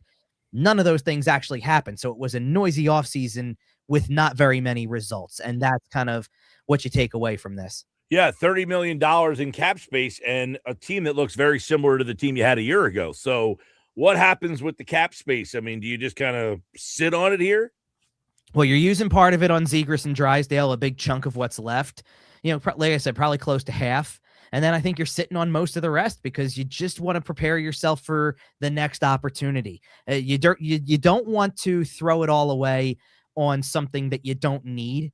And, you know, like, are there other interesting names out there? Of course there are. You know, like they were in the mix when, or at least in discussions, they expressed interest when Werenski's name was out there. But if he doesn't want to come to Philadelphia or says I'm going to stay put, then again, it's a bunch of noise that doesn't result in anything substantial. And they're trying to clearly address those two key positions that they just don't have filled, which is top line center and top and number one defenseman. And it's proving to you how hard it is to do that. The article also suggests that the losers are Pat Verbeek and Cutter Gauthier. Why would they be deemed losers in your mind? Well, Gautier's probably on that list because of the contract he might have to take from Anaheim to make this work. Probably the way that Gauthier gets satisfied with this is you take less money, but you don't give them any term, and you say, I'm going right back into this in a year or two. And I want my shot at more money. Verbeek's the loser in this because, quite honestly, he might, because of the way that their team's going to look, he might lose his job this season because you'd want to talk about a step back. The Flyers might. My problem with when Briere said the step back thing is that if you believe it in the most literal sense, you made the playoffs, won a round, a step back would literally be not winning a round. It's okay to believe that, but I just wouldn't say it. Anaheim might legitimately take a significant step back because it's okay, great. You kept Carlsson. You've got Gauthier that you're going to be able to sign because he's not offer sheet eligible. And you've got Beckett, Seneca up front. They're great young players. You have no defense. And you looked terrible in the playoffs against Edmonton despite winning that series because you had no defense. That was a defensive nightmare. So they're going to take a step back because they don't have anything around those players. Where the Flyers were in a position to make that work was you add Leo Carlsson to a group that has been built around the edges and you were just missing that key centerpiece, you would have taken a huge step forward. Instead, you're just status quo. So you take this huge swing here and obviously it doesn't work out. How does it feel, though, if you go into camp and this is essentially a very similar team? I don't think it affects the players that much. I think they all know that there's a step to be taken individually and they want to maintain that. From the outside looking in, though, it's disappointing because you felt like this was supposed to be in a couple ways. This was, first of all, the free agent class that was highly touted for years and then nobody ever made it to free agency. So your idea of playing for that didn't work. And then this is also an offseason where, because it's following a playoff appearance and a series win, and you were looking for what's next. How do I move the needle on that? I think what they did is fine in terms of trying to maintain that and trying to be a contender for the playoffs. I think that that's fair, but they didn't exactly go anywhere else with it. They didn't step forward in any significant way, and it lacks that centerpiece. And until it has that resolution, which clearly is going to take longer than they hoped, or it's not going to be as simple as throw a bunch of money at somebody, that's the disappointment. Did they do everything they could have done in this situation? Do you look back and say, man, you might have been able to do more? The only thing I can think of that they could have done differently is gone to the maximum number, which was over 20 million, and seen if that put more pressure on them. But the problem with what they were trying to do is that, yeah, the cap space is a thing, but you're allowed to go over the cap by 10% until opening night, until opening rosters are set. So Anaheim can go over and not worry about it for a little while and try to trade away somebody to make it work later. The immediate with the money was that it was so signing bonus heavy that it really is money coming straight out of the owner's pockets. And if you have ownership that can afford it, it kind of doesn't stand in the way of anything. So Anaheim kind of was always prepared from an ownership standpoint to probably go there. And they're going to do the other part later, figure out the cap space later. The Flyers would have done the same thing. Comcast and Dan Hilferty and all of that. They would have walked forward with whatever amount of money you needed to pay this guy right out of the gate with the signing bonus, and then said, okay, we'll deal with the cap situation after the fact. So that's how it plays out. So essentially, you're looking around, Kevin Durso, our Flyers insider, is with us, and you're saying, look, Flyers have all this cap space. Carlson's swinging a miss. You're looking around, don't see another option to say, okay, didn't get him. Let's shift to here. Not really. Certainly not by offer sheets, because the only other guys you can even think of that are in that category are Connor Bedard and Adam Fantilli. I don't think they like Fantilli as much as they liked Carlsson, so that's why they put their best offer forward to Carlsson. And Bedard is on the smaller side, has been injury prone. He's going to miss a month of the season because he's out for 4 months recovering from a shoulder surgery this offseason. It just doesn't feel like somebody you want to invest that kind of money into right now. Like, it's going to be a huge risk to invest like that early in the deal that you make. And then you have to hope for everything else. You don't want to, if you're going to burn those 4 first-round picks and all of the cap space that you have available, you want to make sure you're doing it for the closest thing to a guarantee. I think they took their best shot from an offer sheet perspective. So now you come back to the table, and I don't think you're not looking at anything. There's no option I can think of that's in that ballpark of Carlsson. It's the second tier. Do you go back to Ottawa and see if you can't talk them into a deal that involves one of their centers, kind of gives you another second line quality guy that you can try to see if he can amount to something better, kind of like the Trevor Zegras deal from a year ago, maybe, but I don't think Ottawa's interested in trading guys. That's the other part of it. Like, so many teams are done for the offseason already, and now you have to kind of try to step back to the plate and try to figure out another solution. I think they just take a step back at this point, reevaluate, and think about next offseason and where trade opportunities may arise and where free agency may go, and try again. Kevin Durso covers the Flyers, 97.3 ESPN.com. I mean, I know he has said you might take a step back and all that stuff, but this feels like, man, you made this huge swing and you may not have been able to get it. It seems like it's just very it is a tough shot, right? To say, even if you're a player on that team, oh my God, we could get this guy, and now we got nothing. Yeah, kind of. I mean, unless you're somebody who's on the on the borderline and it kind of saves your position, I suppose, then maybe you're the happy one today with this, because at least you have a role on the team going forward. But it's disappointing from every other aspect, because nothing was going to change that, whether you expected it to happen or not. And even as unlikely as it seemed, it's disappointing because it was that level of player. And you know what, with the amount of the reports out there that there were 3 other teams that had put out offer sheets forward for the same player, you won out on that. If there was that much activity going on around him and you won out, the only thing that stood in your way was Anaheim being able to match. And that's the hard part with this, is that you run into that situation where you don't have the easy way to do this. It's not an unrestricted free agent that you can just say, here's how much I can give you, take it or leave it. The player says yes, and now you have him. You had to get through that hurdle of Anaheim having the ability to match. And it was always kind of likely that they would, because how do you give up on a potential franchise player at 21? This is where it circles back to where you picked in the draft. And it's nice to have Michkov and Martone, but you don't have Leo Carlsson because you never picked 1, 2, 3. That's kind of what's in the cards with that. And now it's too late to go back to that direction. So because that's a massive step back. You missed your opportunities to be bad enough, right? You had opportunities to bag it for a season or two to try to get your Leo Carlsson. They never really elected to go that way, and now they seemingly are searching for that guy to put him over the top. I mean, to a degree, that's it's the easy way to do it. If you could easily just pick any player you wanted to, you pick the guy who's a bona fide top line center. There are teams that have made things work by having better wingers, more skilled wingers, and putting a guy who's not in the same class as Nathan McKinnon or Connor McDavid, and having a guy play the center position there. And you could try to do that. Right now, the hard part is you're not finding a dance partner. You're not finding anybody who's willing to move anybody at this point. That's why the idea of doing the offer sheet shakes everything up in the league so much, because nobody takes risks anymore. Nobody is doing anything that shakes the tree like that really knocks everybody's socks off and makes everybody go, wow, look at what they're trying to do. why is nobody else doing this? Because everybody's playing it so safe.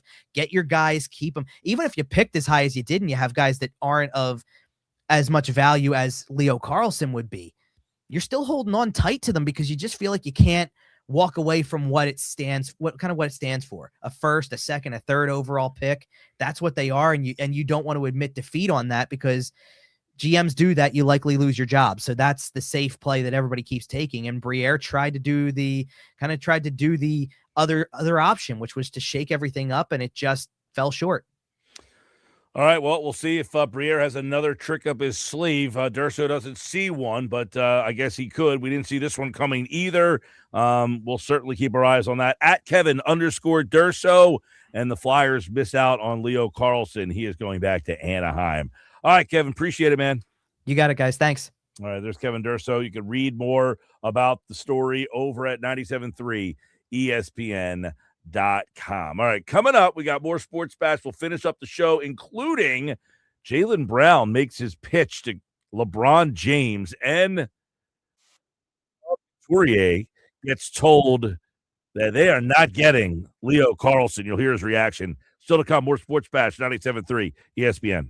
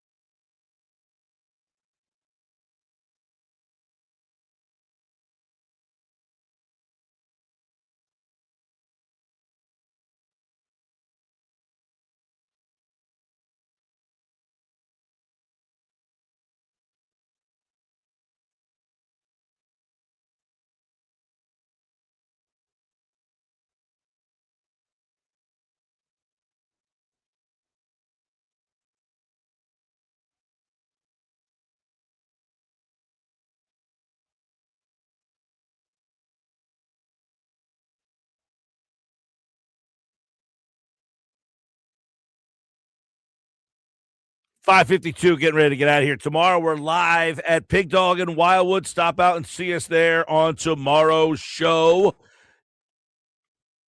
So real quick before we get out of here, Jaylen Brown was hanging out with iShowSpeed. I know that's a duo that everybody is anticipating getting together. So Jaylen Brown is telling iShowSpeed to make his pitch for LeBron James to come to Philly. It didn't exactly go the way that maybe he envisioned. Take a listen.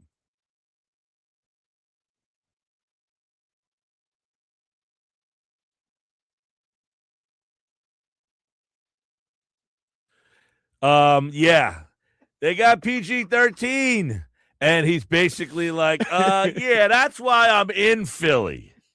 Not exactly the pitch that's going to win LeBron over, I would imagine. No, I think iShowSpeed just more noise in the stratosphere of social media. Over on Nasty Knuckles, Sean Couturier, what did you think about the Leo Carlsson news?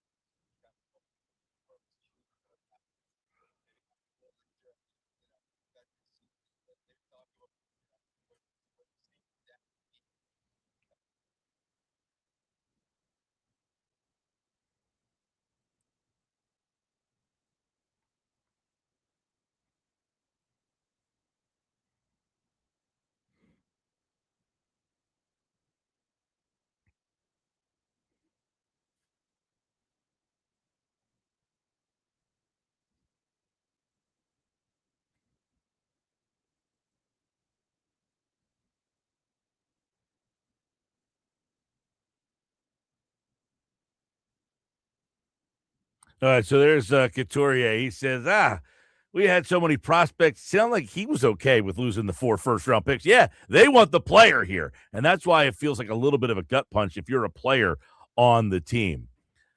That's it for us today. Back again tomorrow. We're live at Pig Dog in Wildwood. Stop out. Just kick off the weekend. It's the annual Battle on the Beach tournament. It's happening in Wildwood this weekend, and we'll be there tomorrow. So take a break from the sidelines and visit Pig Dog Beach Bar right next to the Fields. Try the new Rough Life beer. It's a collaboration with Mudhead Brewing Company. And check out the Sports Bash tomorrow at Pig Dog, only at Maury's Pier in Wildwood. Tomorrow on the show, we got NFL Fine 5, Ugly 5. We're in week number 8 next week, or this week. So check that out tomorrow as well. We'll back tomorrow right here on the Sports Bash on 97.3 ESPN.